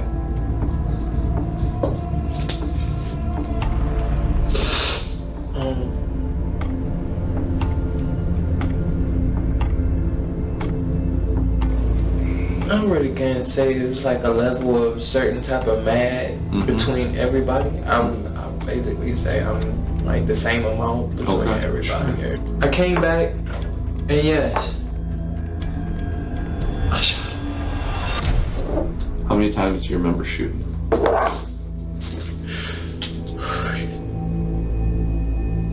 I shot him. We never know. That evening, Vicente walked to his ex-girlfriend's house and saw her in a vehicle with a few female friends and a male friend named Andre. Although they had broken up, he became upset upon seeing her with another man. During the interview, suspects sometimes visibly relax as the weight of their actions sets in. In a fit of anger and rage that evening, Vicente ultimately shot and killed Andre. After Vicente confessed to Andre's murder, confidence grew that he was also responsible for Lori's case. This increased the likelihood of getting him to discuss any additional crimes. Here's the weird thing about me talking to you today. I was already looking to talk to you. What do you mean? I had some other stuff going on. The prosecutor on another case I was working on. We're getting ready to talk to you anyway. About what? Well, you had a situation in March over there on Lincoln Street.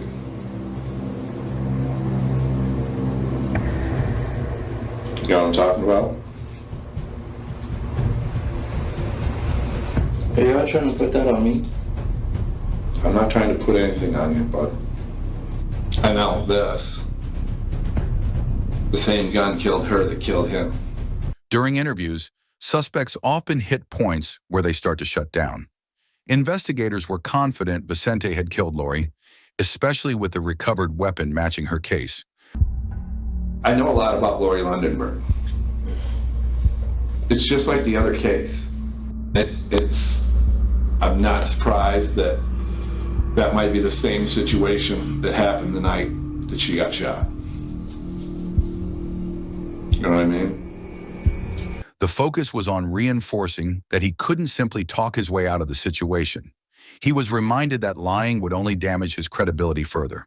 If he showed no remorse and continued to deceive, it would only reinforce the perception that he was untrustworthy. We have the gun. The state lab can tell exactly which gun did what. Every bullet from every gun makes a microscopic thing.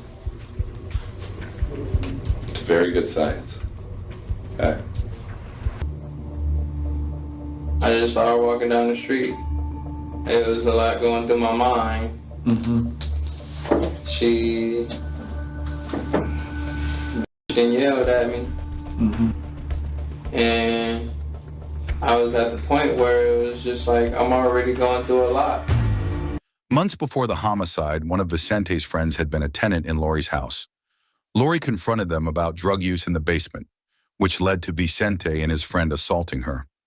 Months later, Lori saw Vicente near her home and confronted him, yelling at him about their previous encounter. I don't know what it was that she threw at me, but she got mad. She started cussing me out, and I had that gun on me. And she came yelling at me. I was already at an emotionally stage because that's when I found out that she did cheat on me. Your girlfriend? Yeah. Okay. And I was basically at the point where it's just like, I don't want to live no more. Because that's how I get. I don't want to live no more.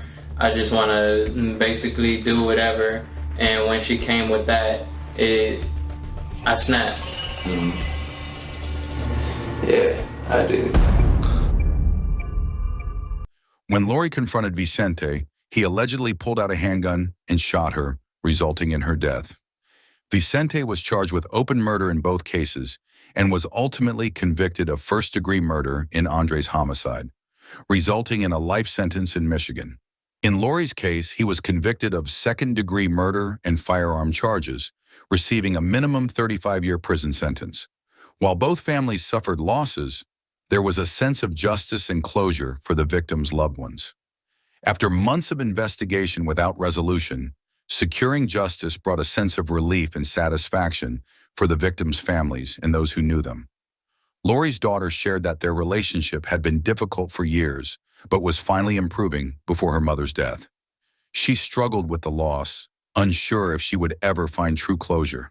She wished for one last hug and guidance on coping with the pain of losing her mother.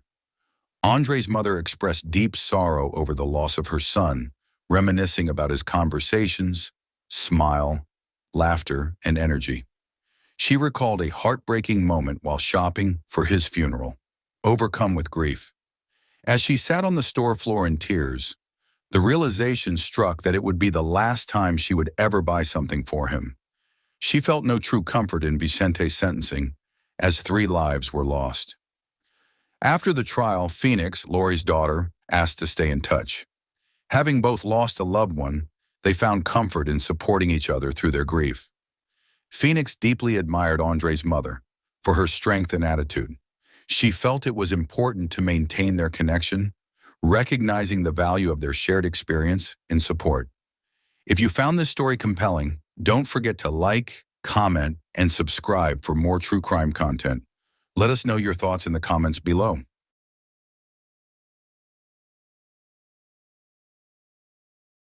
In Marietta, Georgia, located 20 miles northeast of Atlanta in Cobb County, a 911 dispatcher received a distressing call reporting a potential shooting or stabbing. Oh, I guess I'm dying. Oh. Okay, tell me exactly what happened, sir. Tell me the address. I'm dying. Sir, I need to know where you are. Detective Sarah Penny Raley was among the officers dispatched to the scene.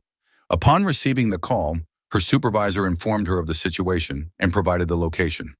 When law enforcement arrived, they discovered the front door wide open, raising concerns about whether the suspect or additional individuals remained inside. Cobb County Police.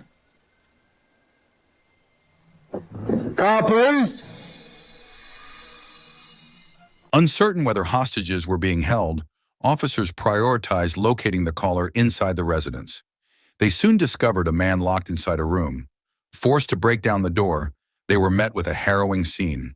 The victim was slumped in a corner, bleeding profusely, repeatedly pleading for help. Cobb County Police. All right. Let's go up.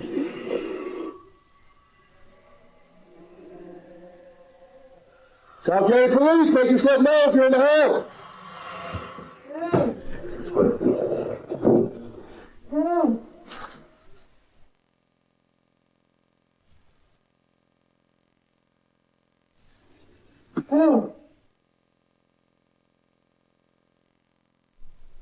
Victims advising he's been shot. We got a lot of blood.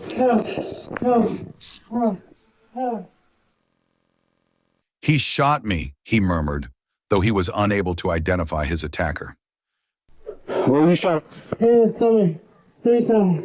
You know who shot you? I'm about to die. Go get that neighbor next over there. Do you know who was in here with you? Yeah, he took my cell phone. Medics quickly arrived, working urgently to stabilize him, while detectives began piecing together the events that had unfolded. Hey, sir. Sit us. Would y'all mind getting me some lighter here, please? Sit right here. I'm dying. No, you're not, sir.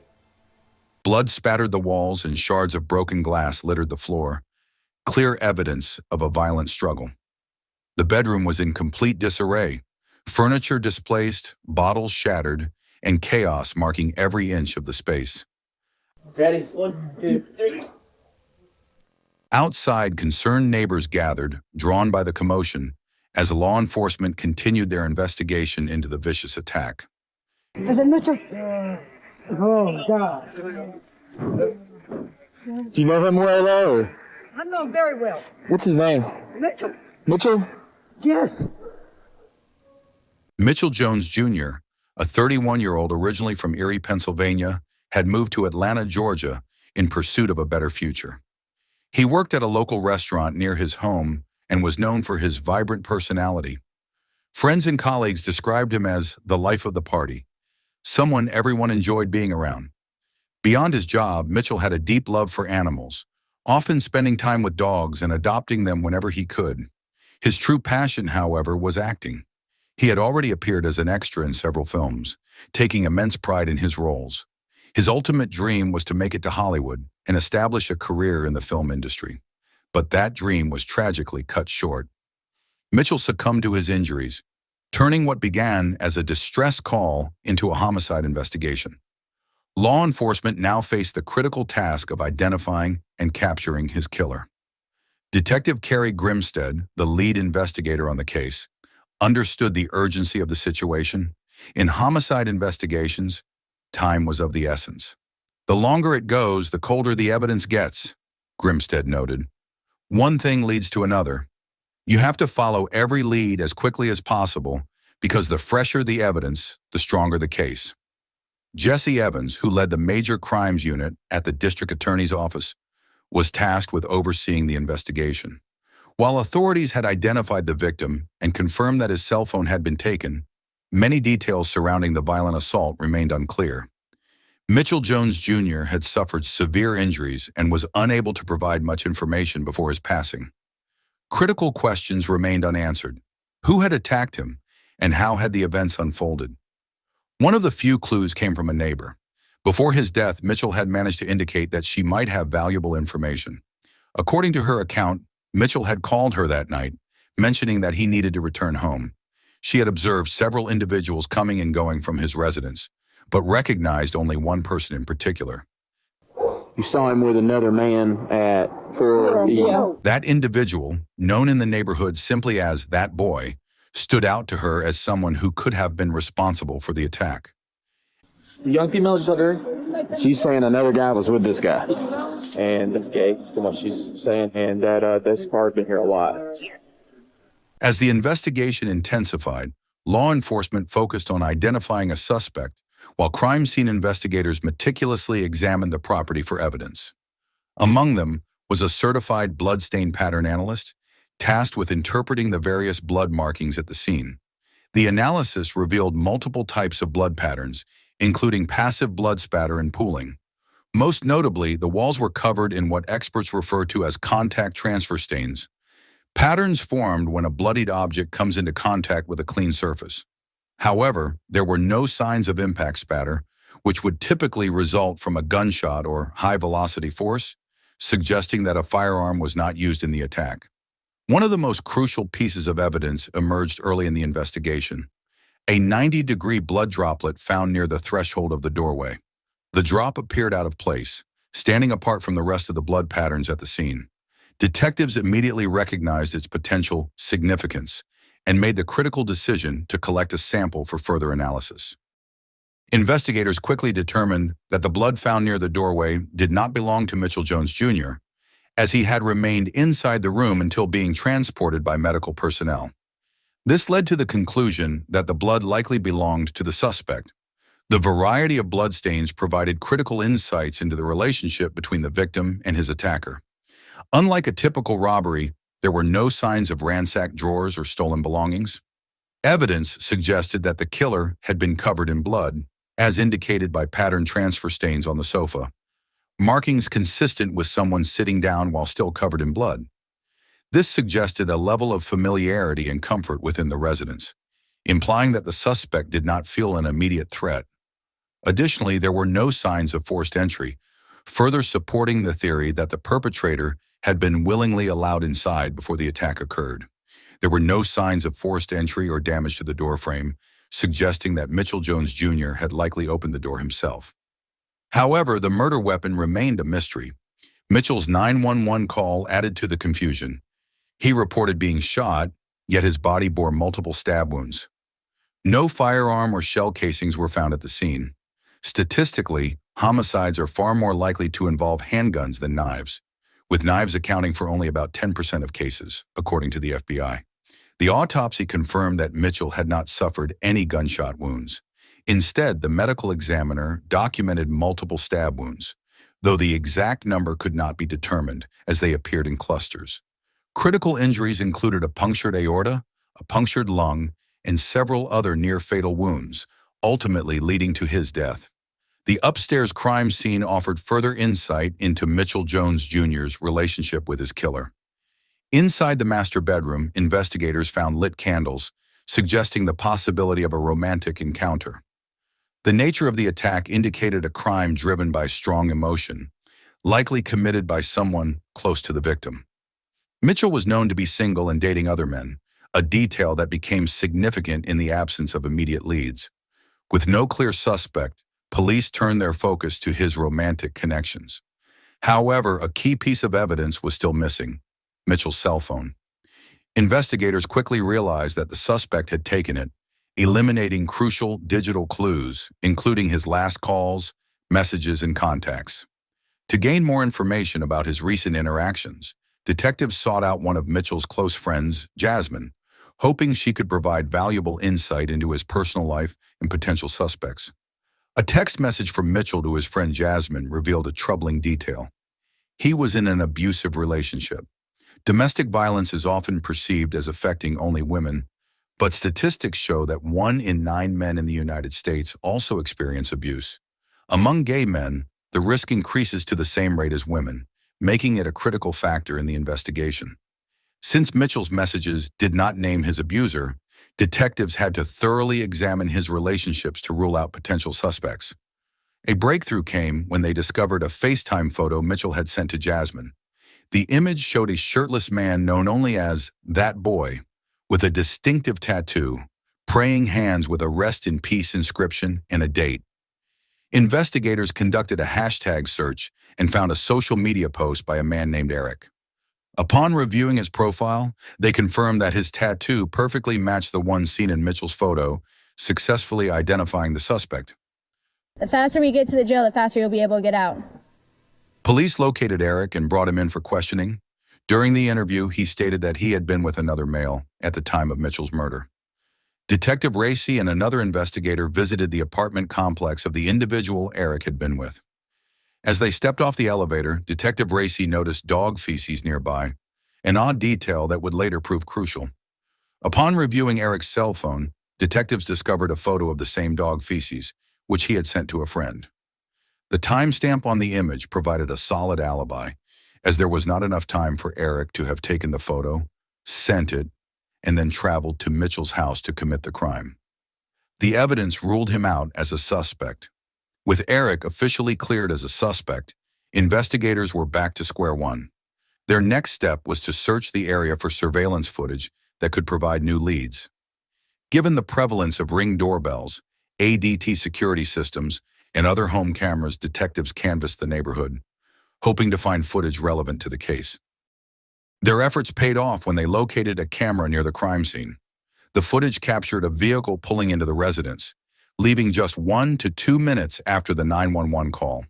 While the license plate was not visible, the brake lights stood out clearly. Further review of the footage revealed that a similar vehicle had been recorded in the same area 2 weeks prior, this time in daylight. The clearer image showed that it was a black or dark-colored vehicle. Investigators then began an extensive search, analyzing vehicles with matching tail light patterns in hopes of identifying the suspect. After extensive analysis, investigators finally identified the vehicle as a Buick Lucerne. However, despite searching local records for any recent stops involving a similar car, they found no leads. With no new evidence, the case stalled. Time was working against them. Phone data and surveillance footage are only retained for limited periods, and crucial digital records were disappearing. Adding to the frustration, some dating apps refused to comply with subpoenas, preventing investigators from accessing potential messages or connections relevant to the case. The lack of progress was disheartening. Mitchell's mother, desperate for answers, frequently reached out to authorities, urging them to do more. Her frustration grew as time passed, at times expressing doubt and disappointment in the investigation's progress. With no new leads, the case went cold for 4 months, until a digital forensic breakthrough changed everything. One detective, recently trained by the FBI, introduced geofence technology into the investigation. This method creates a virtual perimeter around a location and identifies any mobile devices that were active within that area at a specific time. Investigators requested Google's assistance in identifying phones near the crime scene on the night of the murder. The data revealed 4 users within the geofence.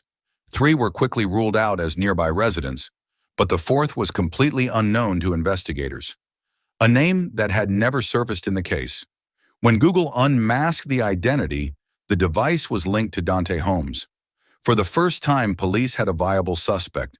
Further investigation revealed that Holmes was already on probation for a violent crime, setting the stage for detectives to dig deeper into his background and potential connection to Mitchell's murder. Dante Holmes resided in the Atlanta area, and investigators quickly secured a search warrant for his iCloud account. The recovered data provided a crucial lead. On the night of the homicide, an image was uploaded showing Holmes's ankle wrapped in a bandage, suggesting a recent injury, possibly from the crime.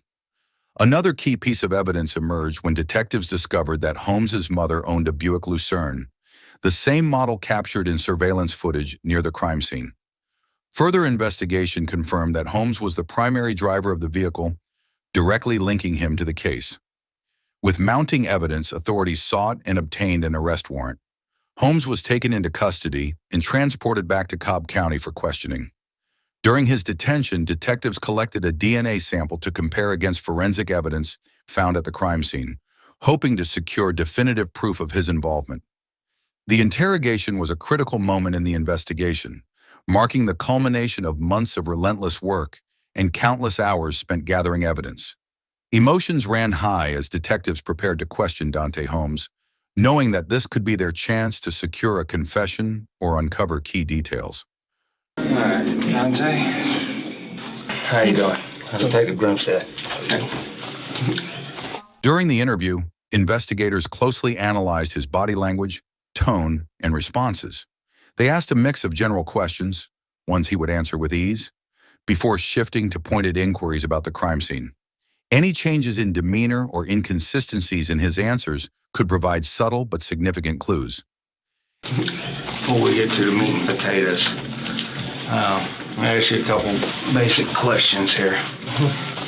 Last name is Holmes, Holmes. Yes, sir. Dante, Dante. Yes, sir. What I want to talk to you about is Mitchell Jones. Do you know Mitchell Jones? No, sir. There would be no reason for your phone to be at Mitchell Jones's house. No reason. No reason. No reason whatsoever. At the beginning of the interrogation, Holmes appeared confident and defensive, maintaining a standoffish attitude. However, detectives remained vigilant, searching for any verbal or nonverbal cues that could reveal the truth. If I told you that was not the correct answer, what would you say to that? That it was wrong? You're not being honest with me. This puts you at Mitchell's house. Detectives employed a strategic interrogation technique, gradually revealing key evidence to test Dante Holmes's reactions and inconsistencies. You know you're driving by a car. We know you've been to the house multiple times. Your phone puts you in that same car at the house. Instead of presenting all their findings at once, they allowed him to speak first, then countered his statements with verified facts, forcing him to either adjust his story or risk exposing a lie. That's crazy. We have all these answers already, but we need to know what happened in the house. That's our question. As investigators systematically refuted his claims with hard evidence, Holmes's demeanor began to shift. The once confident and defensive suspect started to appear visibly defeated, struggling to maintain his initial stance. Did he become aggressive toward you? Did something go wrong? We just don't understand. Unlike dramatized police interrogations seen on television with good cop, bad cop routines, this process relied on psychological pressure and strategic disclosures, designed to break down Holmes's defense and ultimately lead to a confession. Detective Stoddard and his colleague took a calm, empathetic approach during the interrogation, adopting a grandfatherly demeanor rather than applying aggressive tactics. Did you get scared? We know sometimes things are unintentional. Research consistently shows that treating suspects with respect and patience, rather than coercion, increases the likelihood of obtaining truthful disclosures. By building a sense of trust, investigators hoped Dante Holmes would feel compelled to unburden himself. Sometimes things happen that we don't intend to happen. We know you've got a lot on your mind. When Holmes remained uncooperative, officers employed a strategic silence, a technique designed to create psychological pressure. Sitting in a tense, wordless room with two detectives who already knew the truth can be overwhelming for a suspect. The silence became a form of unspoken confrontation, making it clear that the interrogation would not end until Holmes spoke. For 4 long minutes, neither side said a word. Then, Holmes finally broke down. A pivotal moment in the case. Dante Holmes claimed self-defense, but the evidence told a different story.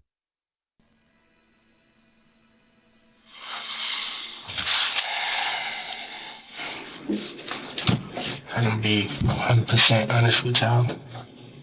I come in the house, just want to talk to you like, I don't want to do this no more. Like, he had his back turned and he turned around and he tried to stab me. Then we started fighting. I hit him over the head with a piece of glass and he dropped the knife. And I grabbed the knife. And he was on top of me. So I stabbed him in the back. Mitchell Jones Jr. suffered more than 25 stab wounds, a level of violence that investigators believed was far from defensive. The crime scene itself contradicted Holmes's account, pointing instead to a premeditated and emotionally driven attack. Mitchell had ended his relationship with Holmes, preferring to date freely rather than commit to one person. However, Holmes persuaded him to meet one last time. Once inside the bedroom, the situation escalated into a violent assault. Cases of intimate partner homicide are often fueled by intense emotions: anger, rejection, or possessiveness. Breakups in particular can trigger violent reactions in unstable individuals. While this does not justify the crime, it aligns with the common psychological patterns seen in domestic-related murders. In this case, Holmes's inability to accept the breakup led to a fatal act of rage. Once Dante Holmes confessed, investigators felt a mix of relief and triumph. The long and exhaustive case had finally reached a resolution. Further solidifying his guilt, Holmes's DNA matched the sample collected from the crime scene, leaving no doubt about his involvement. The case never went to trial. On January 6, 2020, Dante Holmes pleaded guilty to aggravated assault, aggravated battery, and malice murder. He was sentenced to life in prison, ensuring he would remain behind bars for the horrific crime he committed. For Mitchell Jones Jr.'s family, the verdict brought a sense of closure. Though nothing could undo their loss, knowing that Holmes would serve a life sentence provided some measure of justice for their loved one. Technology played a crucial role in solving this case. Video surveillance, iCloud data, and geofence tracking each provided key pieces of evidence that, when combined, formed a complete picture, leading to Dante Holmes's arrest and conviction. For homicide detectives, the job is about giving a voice to those who can no longer speak. Victims cannot tell their stories, but through relentless investigation and forensic advancements, justice can still be served. In the end, securing a conviction brought a sense of closure to Mitchell Jones Jr.'s family, ensuring that his tragic story would not go unanswered. What role do you think modern technology, such as geofencing and social media searches, plays in solving crimes today? How do you feel about the way law enforcement handled the investigation? Were there any steps that stood out as particularly effective or surprising? If you found this case intriguing, don't forget to like, comment, and subscribe for more deep dives into real-life crime investigations. Let us know your thoughts on this case in the comments below. Stay tuned for more true crime stories, and as always, stay safe.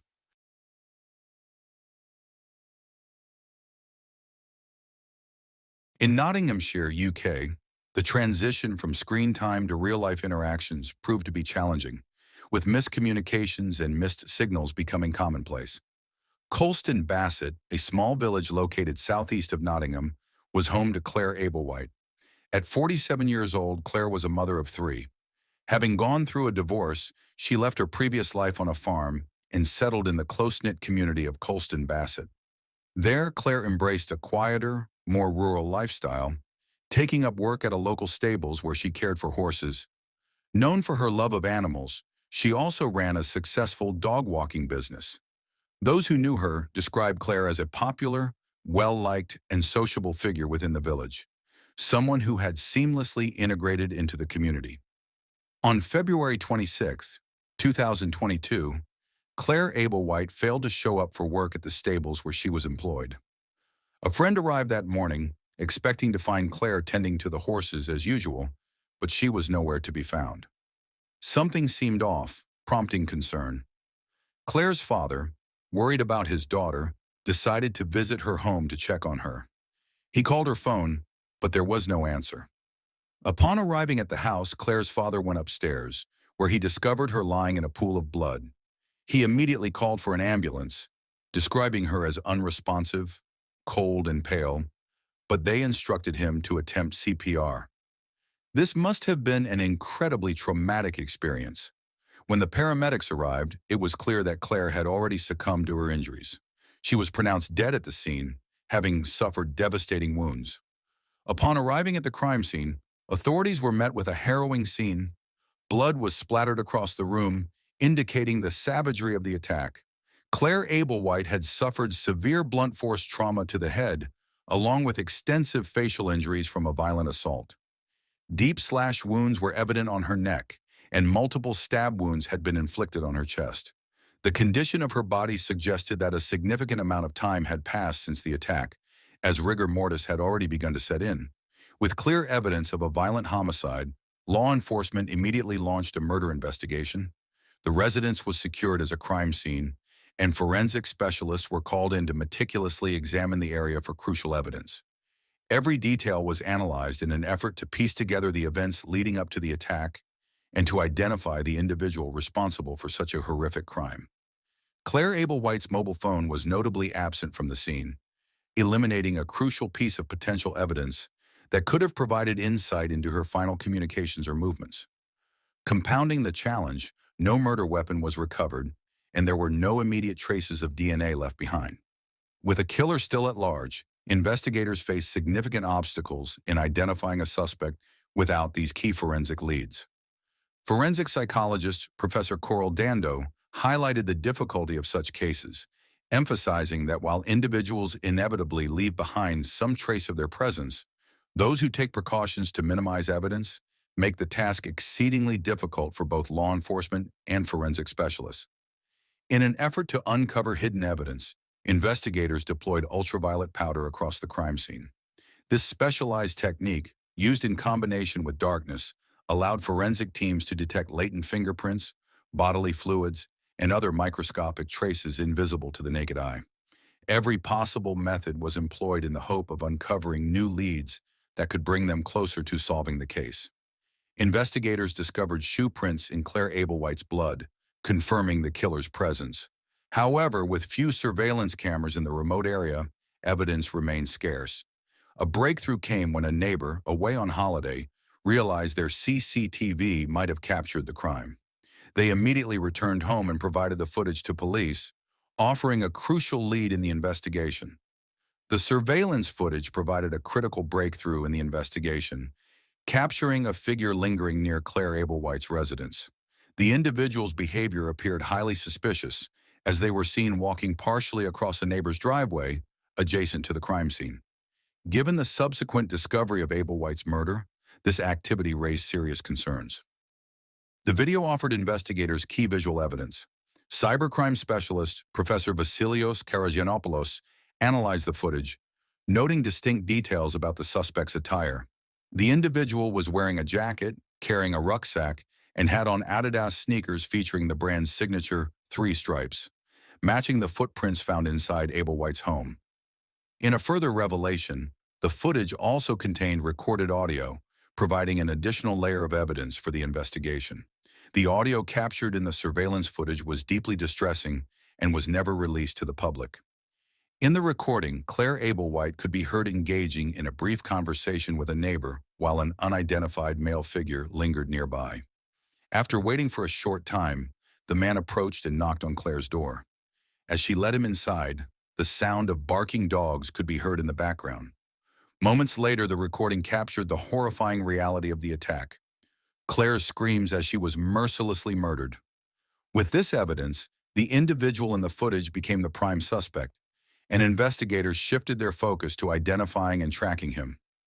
As police meticulously reviewed additional footage from the neighbor's CCTV, they uncovered a crucial clue, captured purely by chance. Given the rural and poorly lit surroundings, visibility was extremely limited. However, careful examination of the footage revealed a passing vehicle, offering a potential lead in tracing the suspect's movements to and from the crime scene.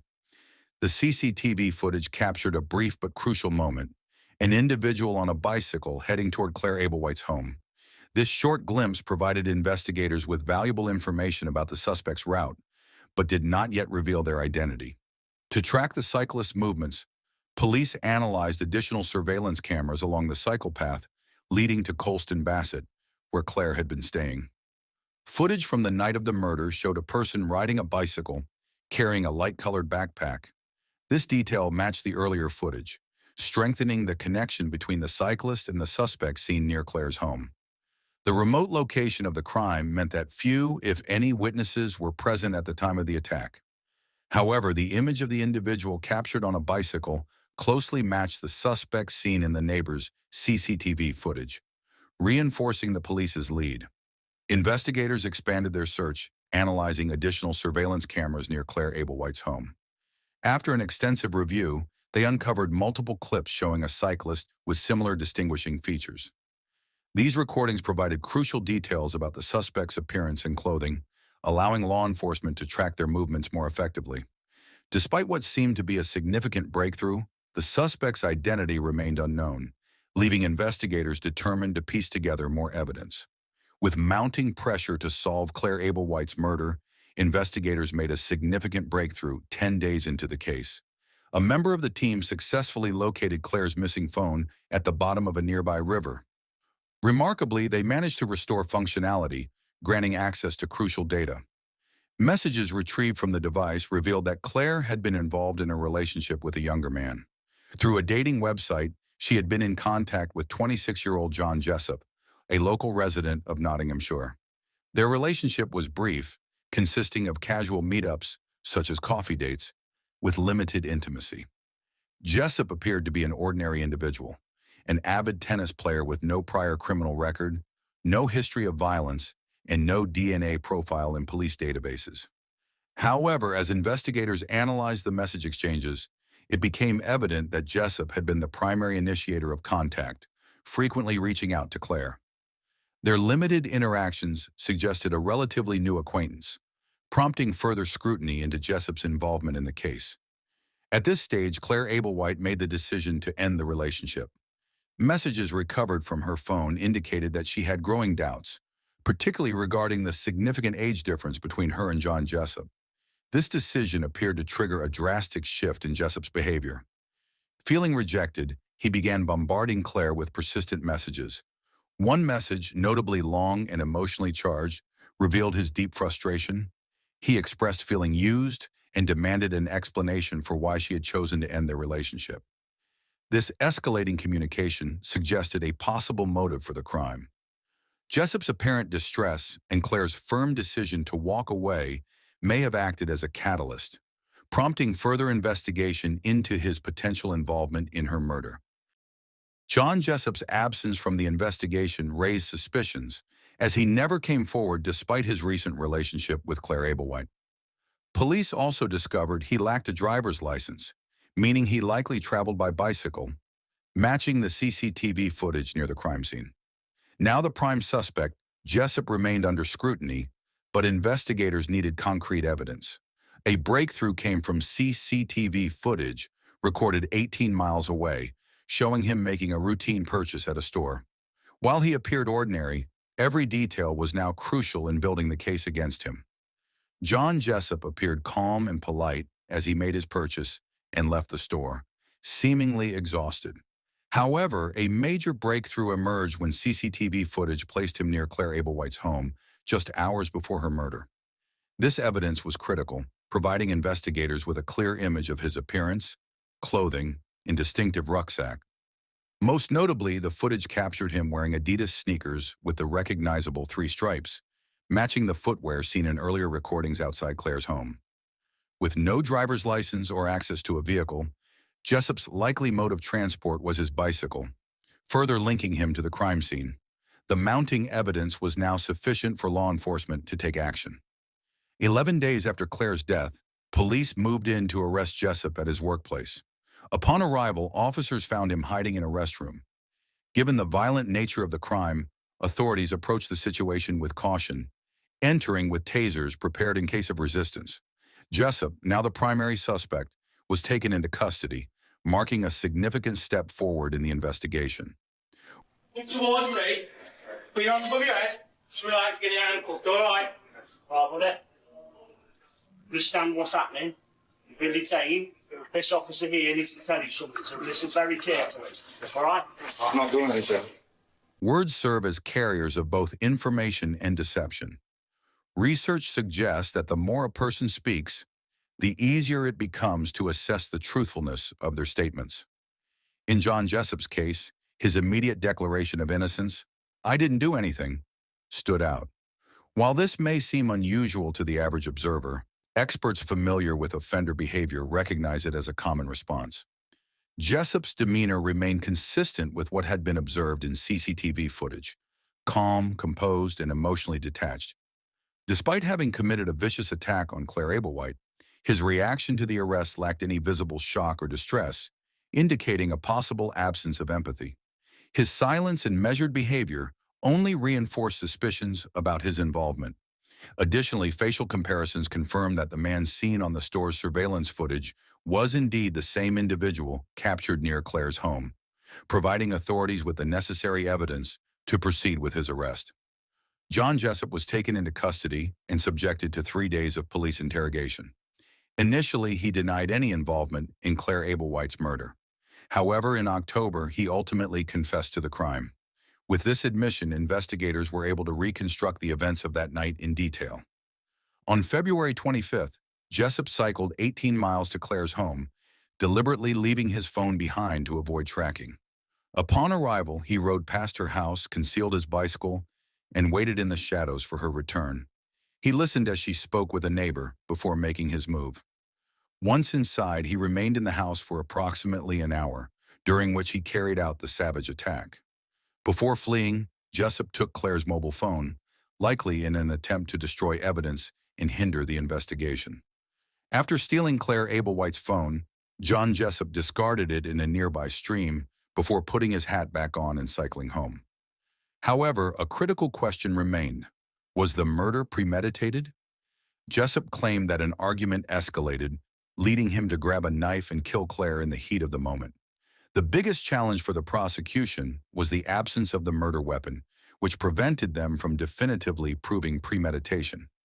Jessup ultimately confessed, eliminating the need for a trial. In October 2022, he pleaded guilty to murder at Nottingham Crown Court. On January 4, 2023, he was sentenced to life imprisonment with a minimum term of 17 years. The inability to recover the weapon played a significant role in reducing the severity of his sentence. John Jessup likely believed he could evade justice. Without the crucial CCTV footage from Claire Abelwhite's neighbor, he might have succeeded. With no DNA evidence recovered from the crime scene, the case hinged on digital forensics. Surveillance footage from both the neighbor's camera and the shop where Jessup was seen was instrumental in securing a conviction. Without these key pieces of evidence, linking him to the murder would have been significantly more challenging. The senseless nature of the crime stands out. Claire and Jessup had only a brief relationship, making the escalation to murder deeply disproportionate. Claire did nothing wrong, she simply exercised her right to say no. Her tragic death highlights a recurring issue, a minority of men who react with violence when faced with rejection. Claire, a devoted mother of 3, was embracing a new chapter in her life, only to have it cut short in an act of senseless thing. Do you think digital forensics, like CCTV footage and mobile data, is becoming the most important tool in solving crimes? Why or why not? How do cases like this highlight the dangers of online dating and modern relationships? What precautions do you think people should take? If you found this case intriguing, don't forget to like, subscribe, and drop a comment below with your thoughts. What do you think about this case? Let's discuss.